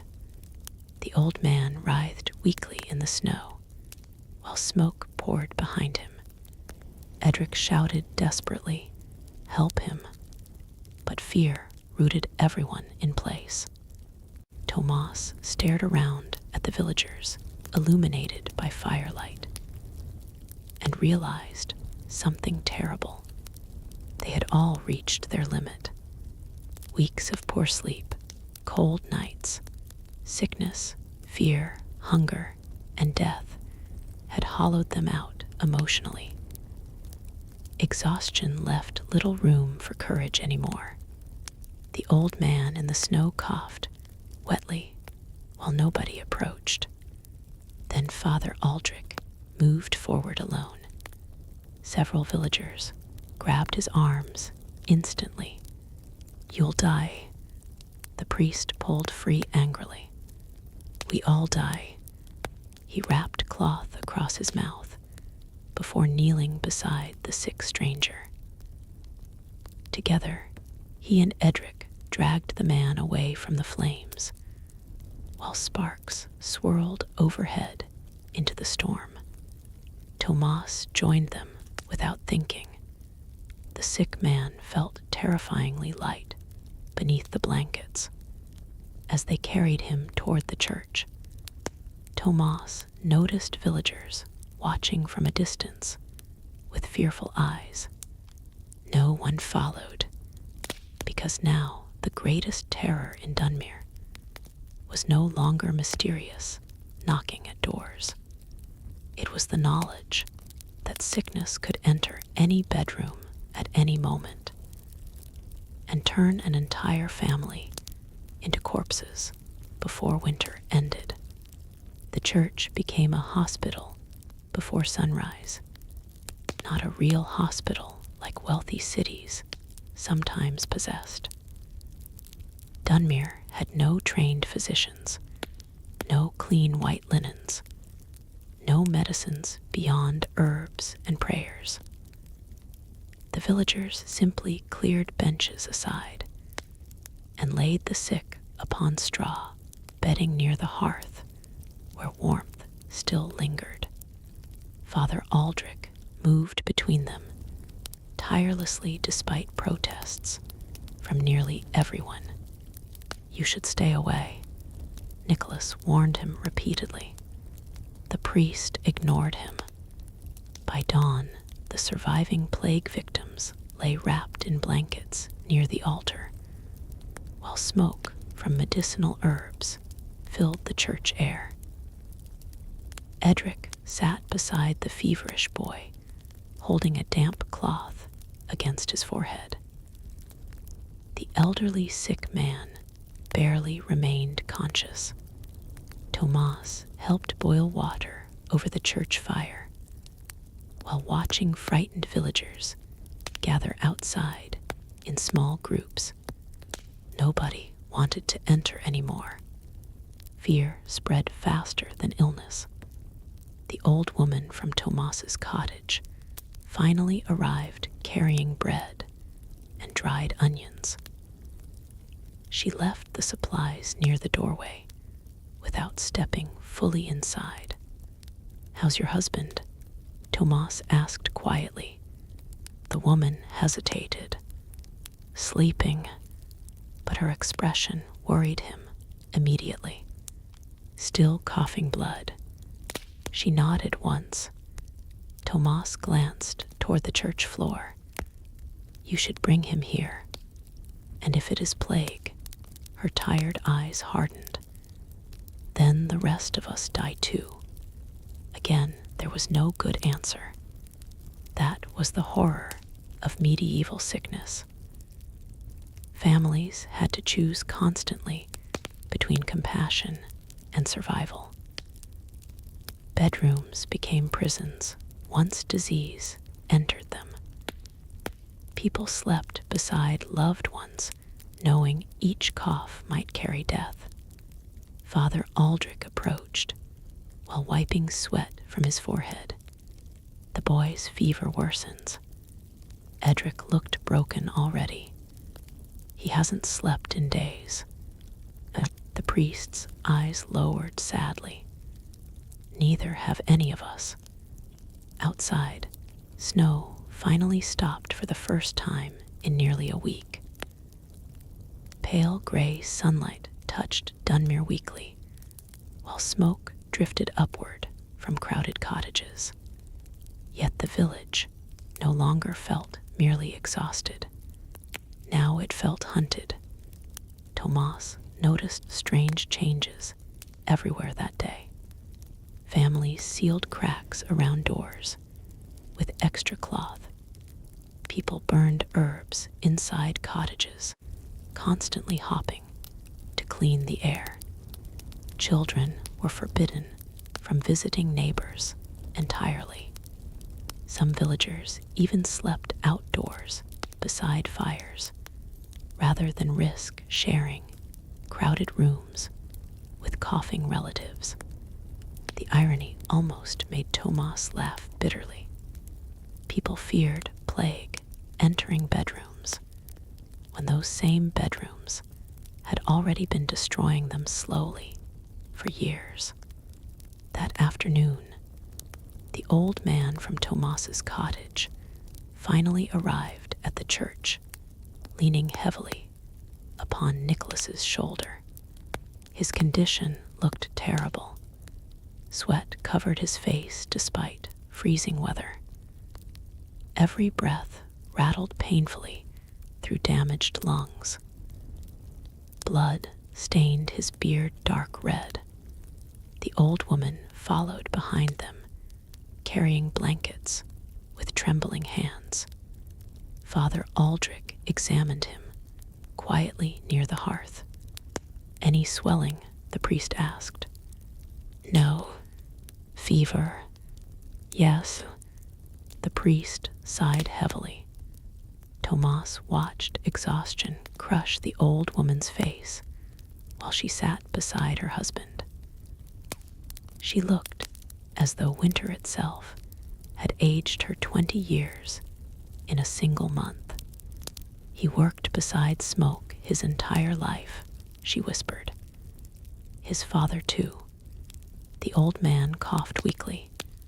Good fires, bad chimneys. Even sick, he managed dark humor. Father Aldrich prepared herbs carefully, while Tomas helped arrange cleaner straw near the hearth. The church now smelled overwhelming.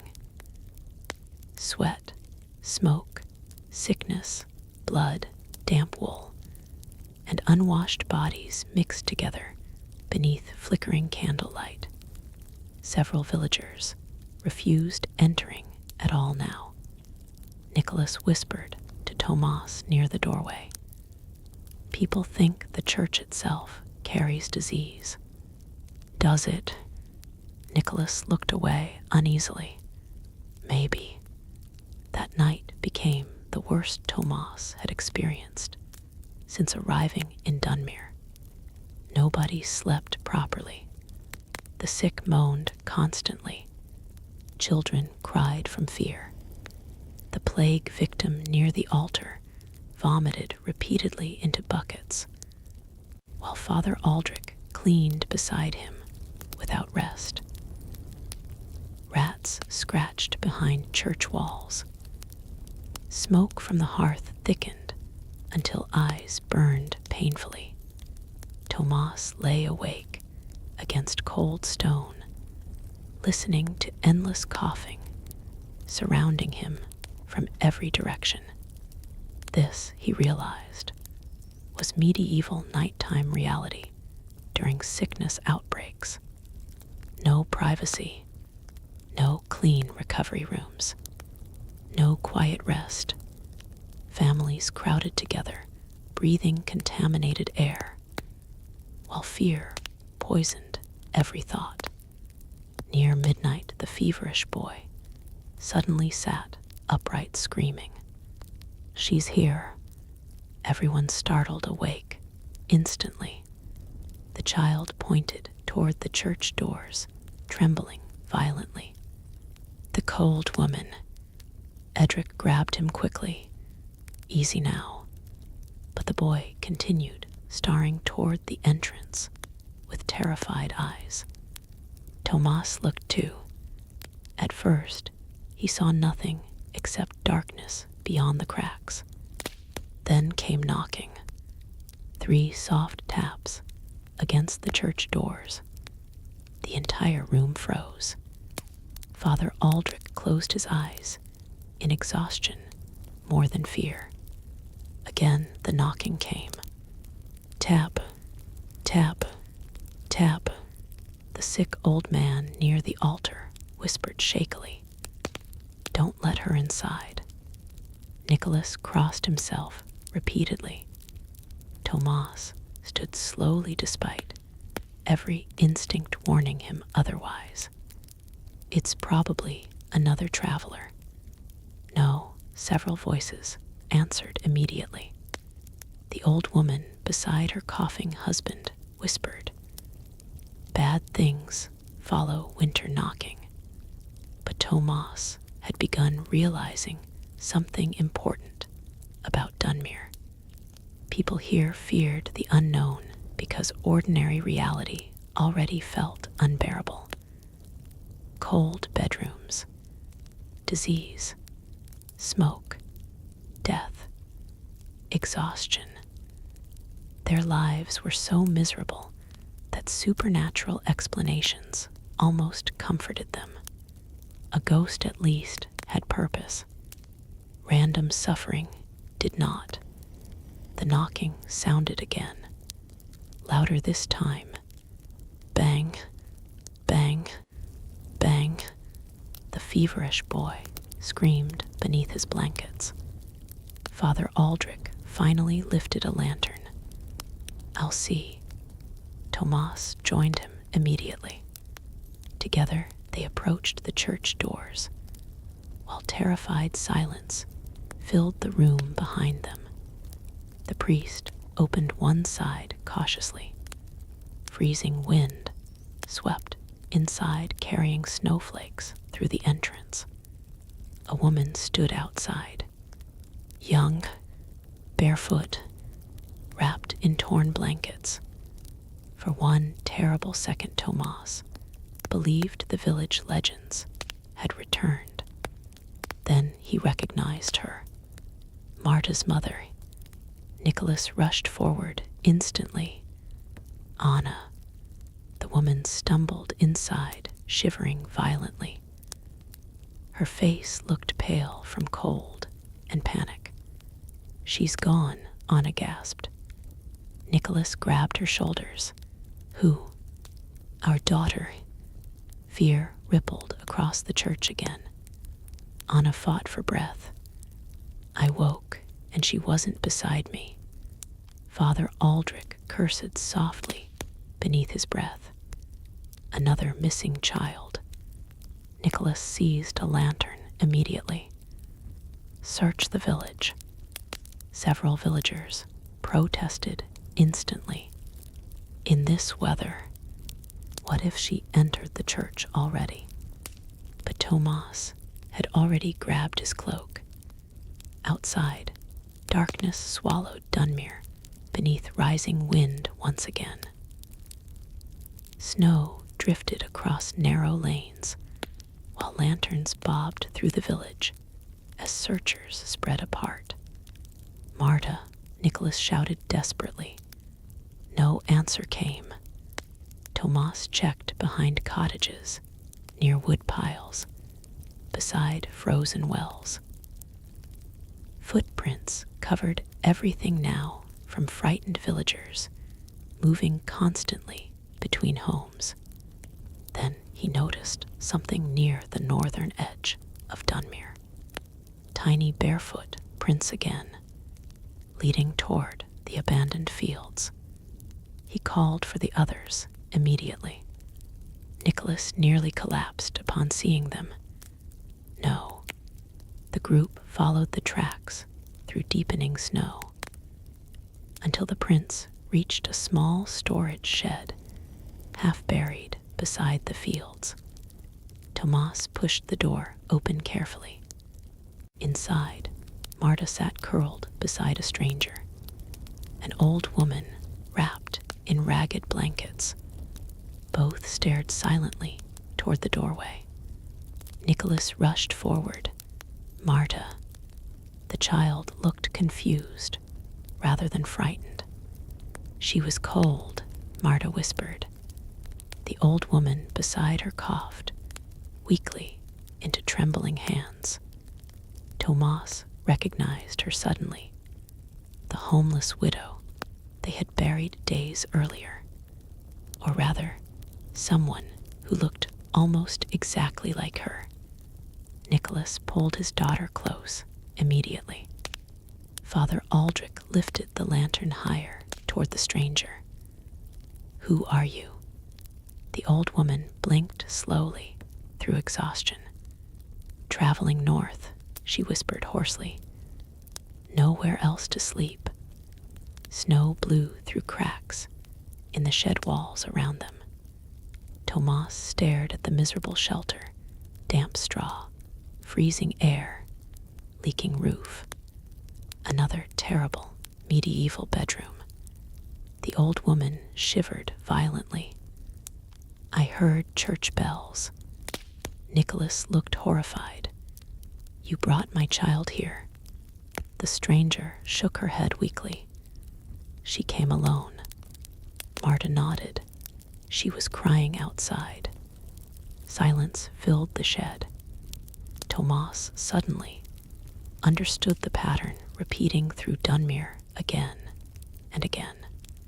Lost children, desperate travelers, homeless villagers, people wandering through winter nights, simply searching for warmth and shelter, while exhausted minds transformed them into ghosts and monsters. Father Aldrich sighed deeply. "Bring them both back." Nicholas hesitated visibly. The priest looked directly at him.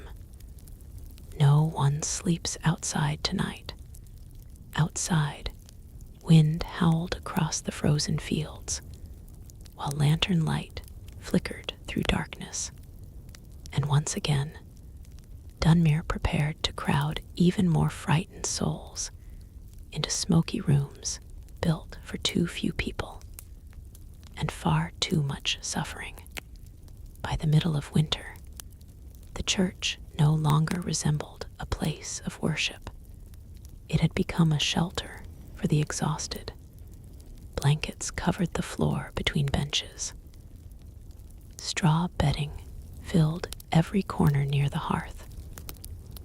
Families slept shoulder to shoulder beneath smoke-darkened rafters, while the smell of sickness lingered permanently in the air. Tomas woke each morning, feeling more tired than the night before. His back hurt constantly from sleeping on uneven straw. Flea bites covered his arms despite washing whenever heated water became available. Smoke burned his throat so badly some mornings he could barely speak. Even his dreams had become strange and restless.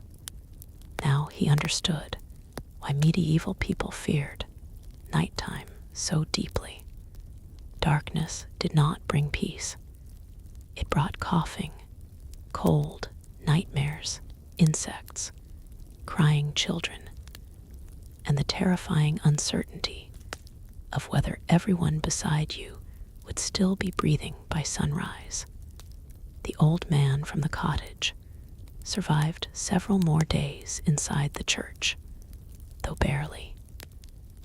His fever rose and fell unpredictably, while blood continued appearing after each coughing fit. One morning, he waved Tomas closer with trembling fingers. "You know what I miss most," he rasped.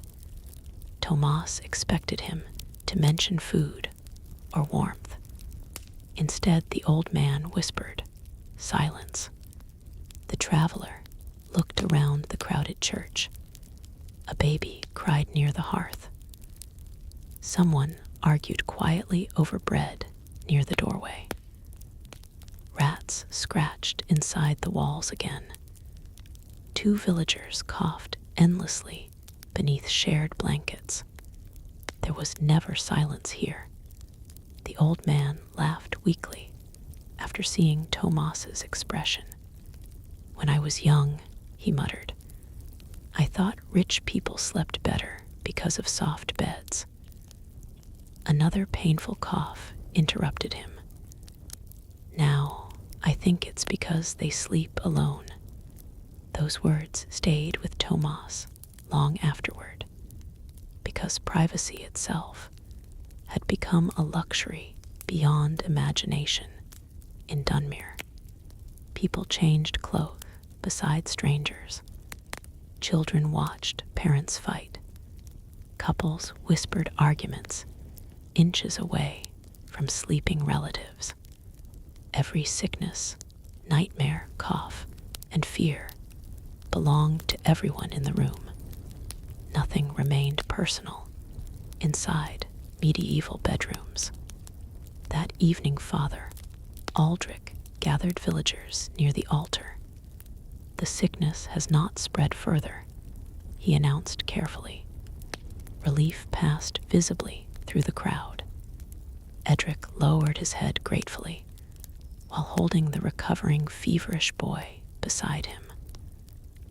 The elderly plague victim still remained terribly weak, but his swelling had faded somewhat. Perhaps Dunmere had escaped the worst after all. Yet the village itself continued weakening. Food stores dwindled rapidly. Firewood grew scarce. Too many people now crowded inside the church each night after damaged cottages and fear drove them from their homes. Nicholas approached Tomas afterward while rubbing exhaustion from his eyes. "My wife barely sleeps anymore because of Marta. Nicholas nodded. She wakes constantly checking if the girl's still beside her. He hesitated. Sometimes I do too. Tomas understood. Winter had poisoned everyone's sense of safety. That night, the church became colder than usual because firewood ran low. The hearth flames shrank small and weak, while freezing wind leaked through cracks in the stone walls. People huddled together, instinctively for warmth. Tomas shared blankets with 2 children and an elderly farmer he barely knew. The closeness felt uncomfortable at first, but the cold quickly erased embarrassment. Across the room, Father Aldrich quietly distributed extra straw beneath sleeping bodies to help block the frozen floor beneath them. The old woman from Tomas's cottage watched him sadly. "You've given away your own blankets again." The priest shrugged tiredly. "I still have work to do. Better I stay awake." Tomas realized then how much Father Aldrich sacrificed every night. The priest barely rested at all.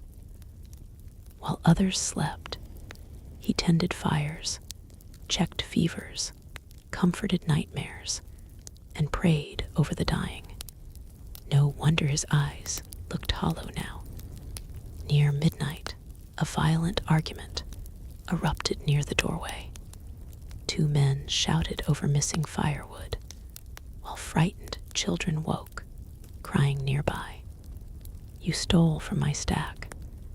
I took 1 log. My family freezes, while yours hoards everything." Father Aldrich rushed between them before fists could fly. Enough, but anger had become common lately in Dunmere. Exhaustion sharpened tempers. Hunger worsened everything. Poor sleep turned small frustrations into dangerous rage. The old woman beside Tomas whispered bitterly, "Winter makes animals of people." Eventually, the argument ended, though tension lingered heavily afterward. Nobody returned easily to sleep. Then another problem appeared.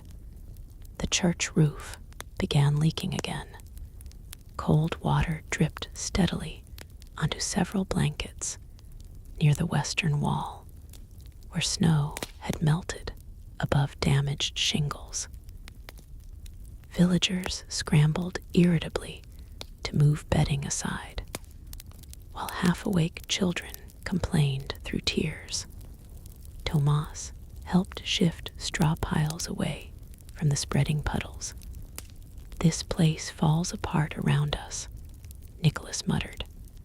The traveler looked upward toward dark rafters. Most medieval homes seem 1 storm away from collapsing. Nicholas almost smiled. "That's because they are." Hours later, Tomas finally drifted into shallow, restless sleep and dreamed of knocking again. Always the same 3 knocks, always outside some dark doorway. He awoke suddenly, before dawn, sweating despite the cold. The church remained dim and quiet, except for scattered coughing. Then Tomas realized something strange. 1 person was missing. Father Aldrich's blankets near the altar sat empty. The traveler rose carefully while scanning the room. No priest. At first, Tomas assumed Father Aldrich had stepped outside briefly, but then he noticed the church doors standing slightly open. Cold wind slipped silently through the gap. Tomas crossed the church quickly and stepped outside into darkness. Snow had stopped completely during the night. The village rested beneath pale moonlight now, silent except for distant dogs barking somewhere far away. Father Aldrich, Tomas called softly. No answer came. Then he spotted footprints leading away from the church. Single footprints. The priest's boots. They crossed the square toward the old cemetery again. Tomas followed uneasily. The graveyard looked almost beautiful beneath moonlit snow.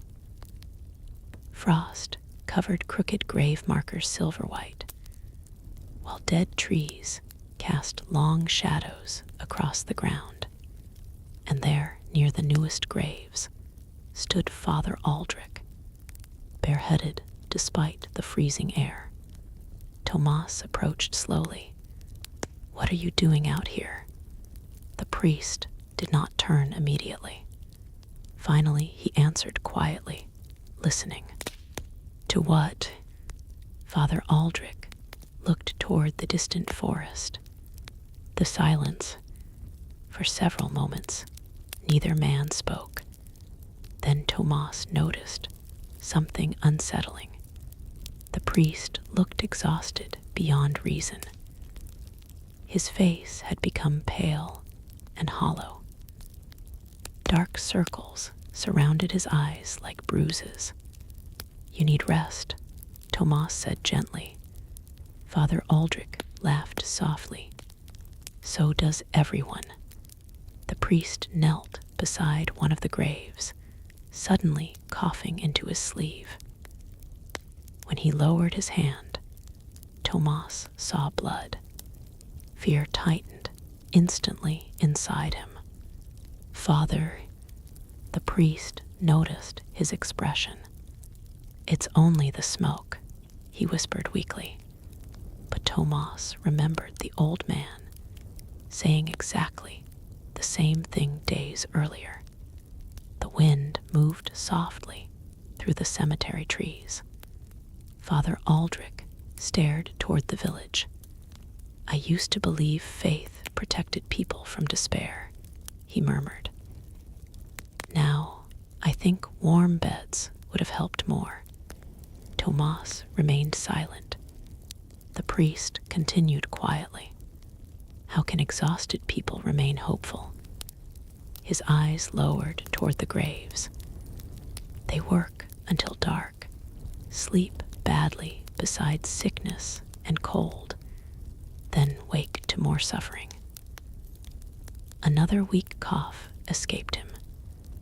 Even prayer sounds different when someone hasn't rested properly in months. Those words felt painfully true. Before Tomas could answer, a scream shattered the quiet night from somewhere inside the village. Both men spun instantly toward the sound. Another scream followed. Then church bells began ringing wildly again. The church bells rang like they were being beaten instead of rung. Wild, irregular, panic-filled, their sound shattered the fragile silence of Dunmere and pulled every exhausted villager out of what little sleep they had managed to find. Tomas and Father Aldrich ran immediately through the graveyard snow toward the village. Behind them, the wind picked up again, as if the night itself had been waiting for this moment. "Another fire," Tomas shouted while running. Father Aldrich didn't answer. He was already struggling to breathe properly.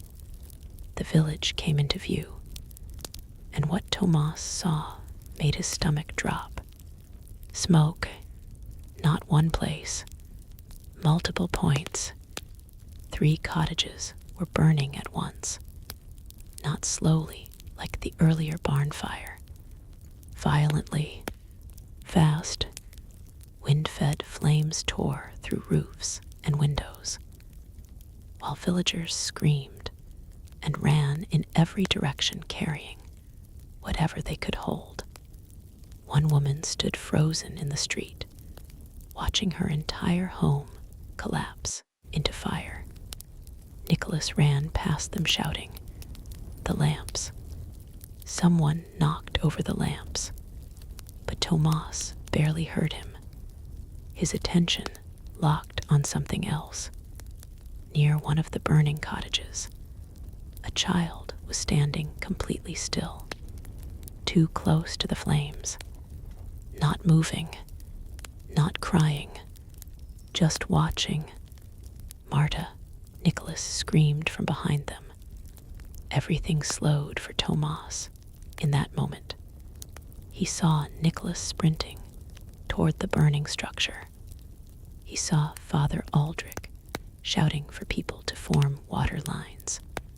He saw villagers dragging buckets from the well with shaking hands. But the child near the fire did not move.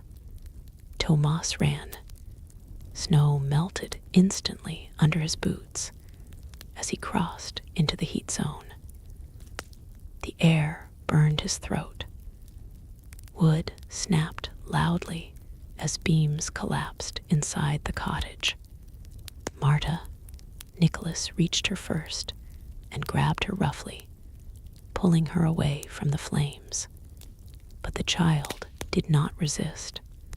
She only whispered something. Tomas caught up just in time to hear it. "She told me to look inside." Nicholas froze mid-step. "Who told you?"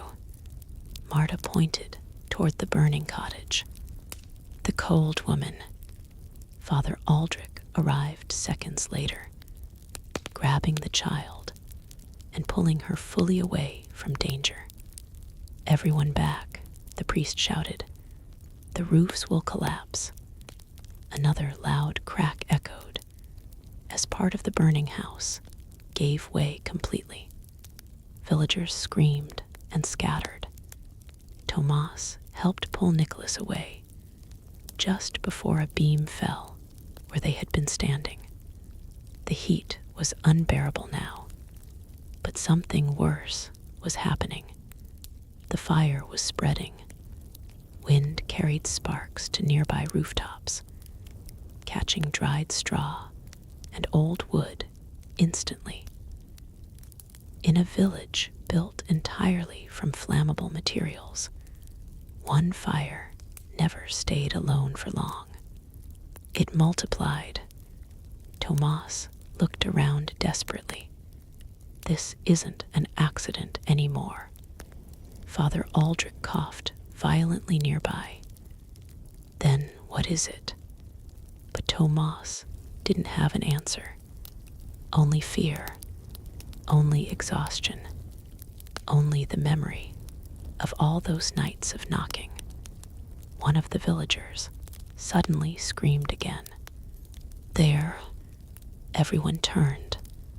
At the edge of the street, near the well, a figure stood, barefoot, wrapped in cloth, watching the fire silently.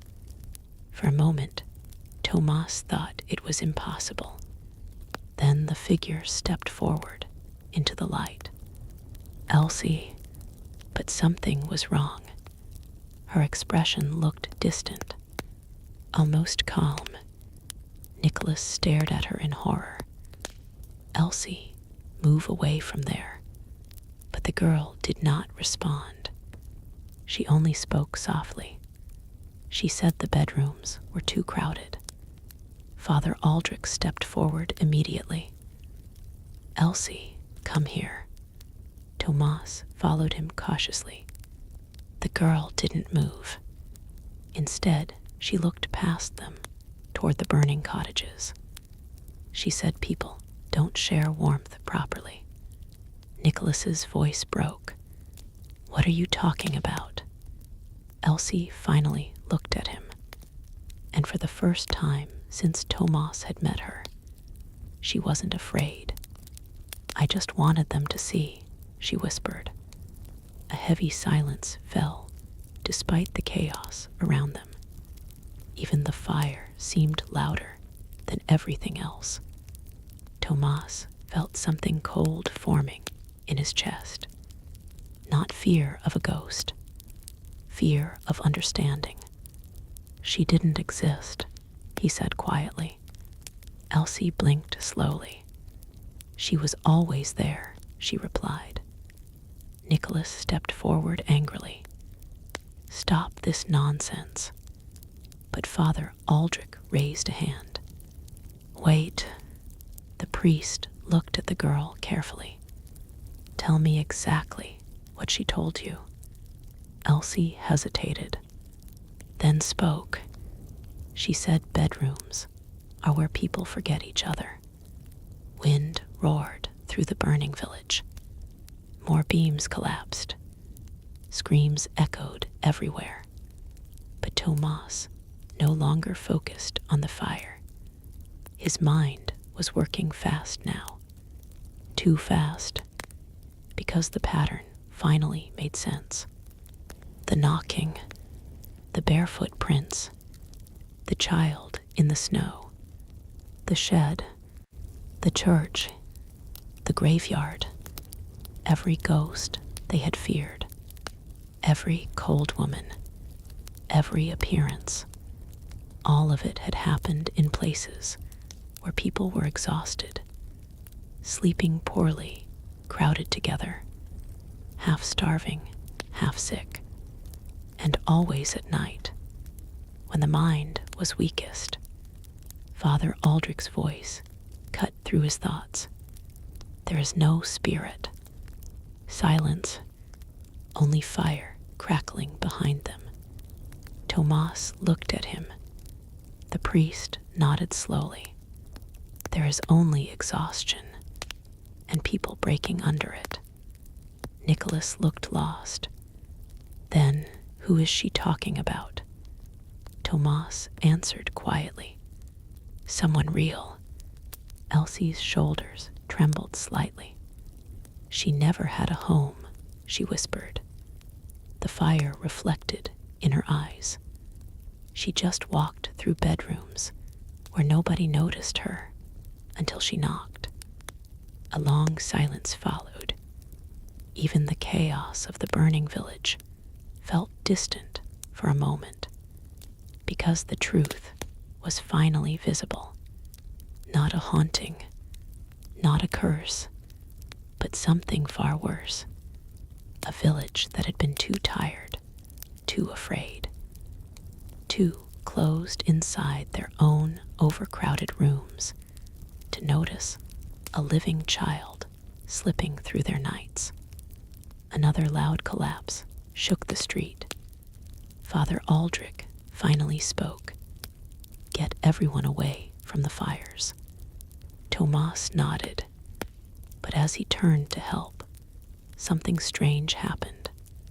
The wind shifted, and for a brief moment, through the smoke and chaos, Tomas thought he saw a shape standing near the edge of the burning street, watching, not attacking, not speaking, just observing silently.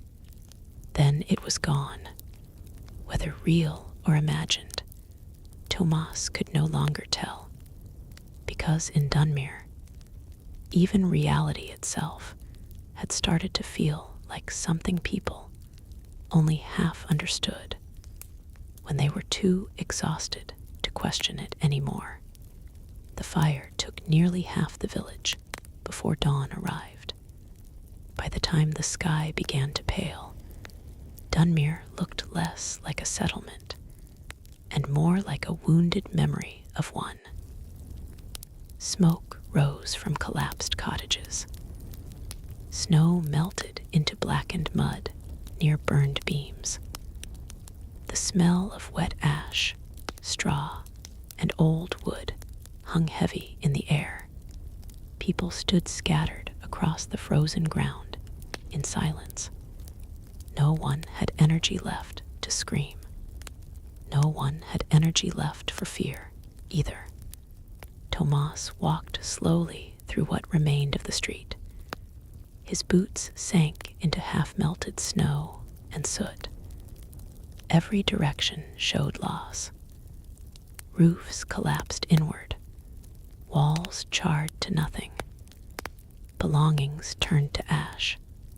Some villagers simply sat on the ground, staring at their destroyed homes, too exhausted to cry. Nicholas held Marta close beside the church steps. The child had not spoken since the fire ended. Father Aldrich stood nearby, coughing into his sleeve. His body trembled slightly, even while standing still. Elsie sat quietly on a broken wooden beam, watching the ruins without expression. The old woman from Tomas's cottage approached him slowly. "We have nowhere left to sleep," she said in a hollow voice. Tomas looked around. She was right. What remained of Dunmere could not house even half its people now. The church still stood, but it was already overcrowded before the fire. The surviving cottages were damaged or unstable. Smoke stains covered everything. Winter air cut through everyone sharply. Without intact bedrooms, without shelter, without walls to block wind, the village had lost even the basic structure of sleep itself. Father Aldrich finally spoke. "We move into the church fully." Nobody argued this time. There was nothing left to argue about. By midday, survivors gathered whatever belongings they could salvage and carried them toward the church. The building filled beyond capacity within hours. Families pressed together tightly for warmth. Children slept on laps. Elderly villagers leaned against walls. Injured people lay near the hearth where firewood was already dangerously low. Tomas stood near the doorway, watching it all. This was what remained of medieval life when bedrooms failed completely. Not comfort, not privacy, just survival packed tightly into one stone building. And even that was fragile. That night, the church was quieter than any night Tomas had experienced in Dunmere. Not peaceful, just empty. Exhaustion had replaced noise. People slept in scattered fragments of consciousness. Some could not sleep at all. Others drifted into shallow, broken rest. Father Aldrich moved slowly through the room, checking faces, adjusting blankets, offering water where he could. He stopped beside Tomas. "This cannot continue," the priest said quietly. Tomas nodded, without looking away from the crowd. "No," he agreed, "it can't." Father Aldrich exhaled heavily. "We built homes to protect ourselves from winter," he murmured. "But we built them too small, too crowded, too weak." Tomas finally looked at him. "And now even sleep feels dangerous." The priest did not respond immediately. Then he said something softer. "Sleep is supposed to heal people." Tomas gave a bitter, tired smile. "Not here." Silence settled again between them. Across the church, Elsie sat near the altar watching sleeping villagers. Marta lay curled beside Nicholas. The old man from Tomas's cottage still breathed weakly, but was alive. Barely, but alive. Father Aldrich finally walked toward the altar and knelt, not to pray loudly, just to rest his body for a moment. For the first time, Tomas realized how deeply exhaustion had shaped every event in Dunmere. Fear had not come from darkness. It had come from lack of rest, from smoke-filled lungs, from overcrowded bedrooms, from nights spent half awake listening to coughing, crying, scratching, and fear, from minds slowly breaking under years of broken sleep. Tomas stepped outside the church for the last time before sunrise. The village behind him was silent now, burned, tired, empty. Snow fell gently over the ruins like nothing had ever happened. And in that silence, Tomas finally understood the truth that had been hiding beneath everything. Medieval bedrooms were not terrible because people were careless. They were terrible because survival had always mattered more than comfort. People slept close to stay warm, breathed smoke to stay alive, shared rooms to survive winter, and in doing so, they sacrificed everything modern life would later call peace. Tomas looked back once toward the crowded church, full of exhausted survivors. Then he whispered to himself, "Even sleep has a price here." Behind him, Dunmere finally stopped burning, and for the first time in weeks, there were no knocks in the night.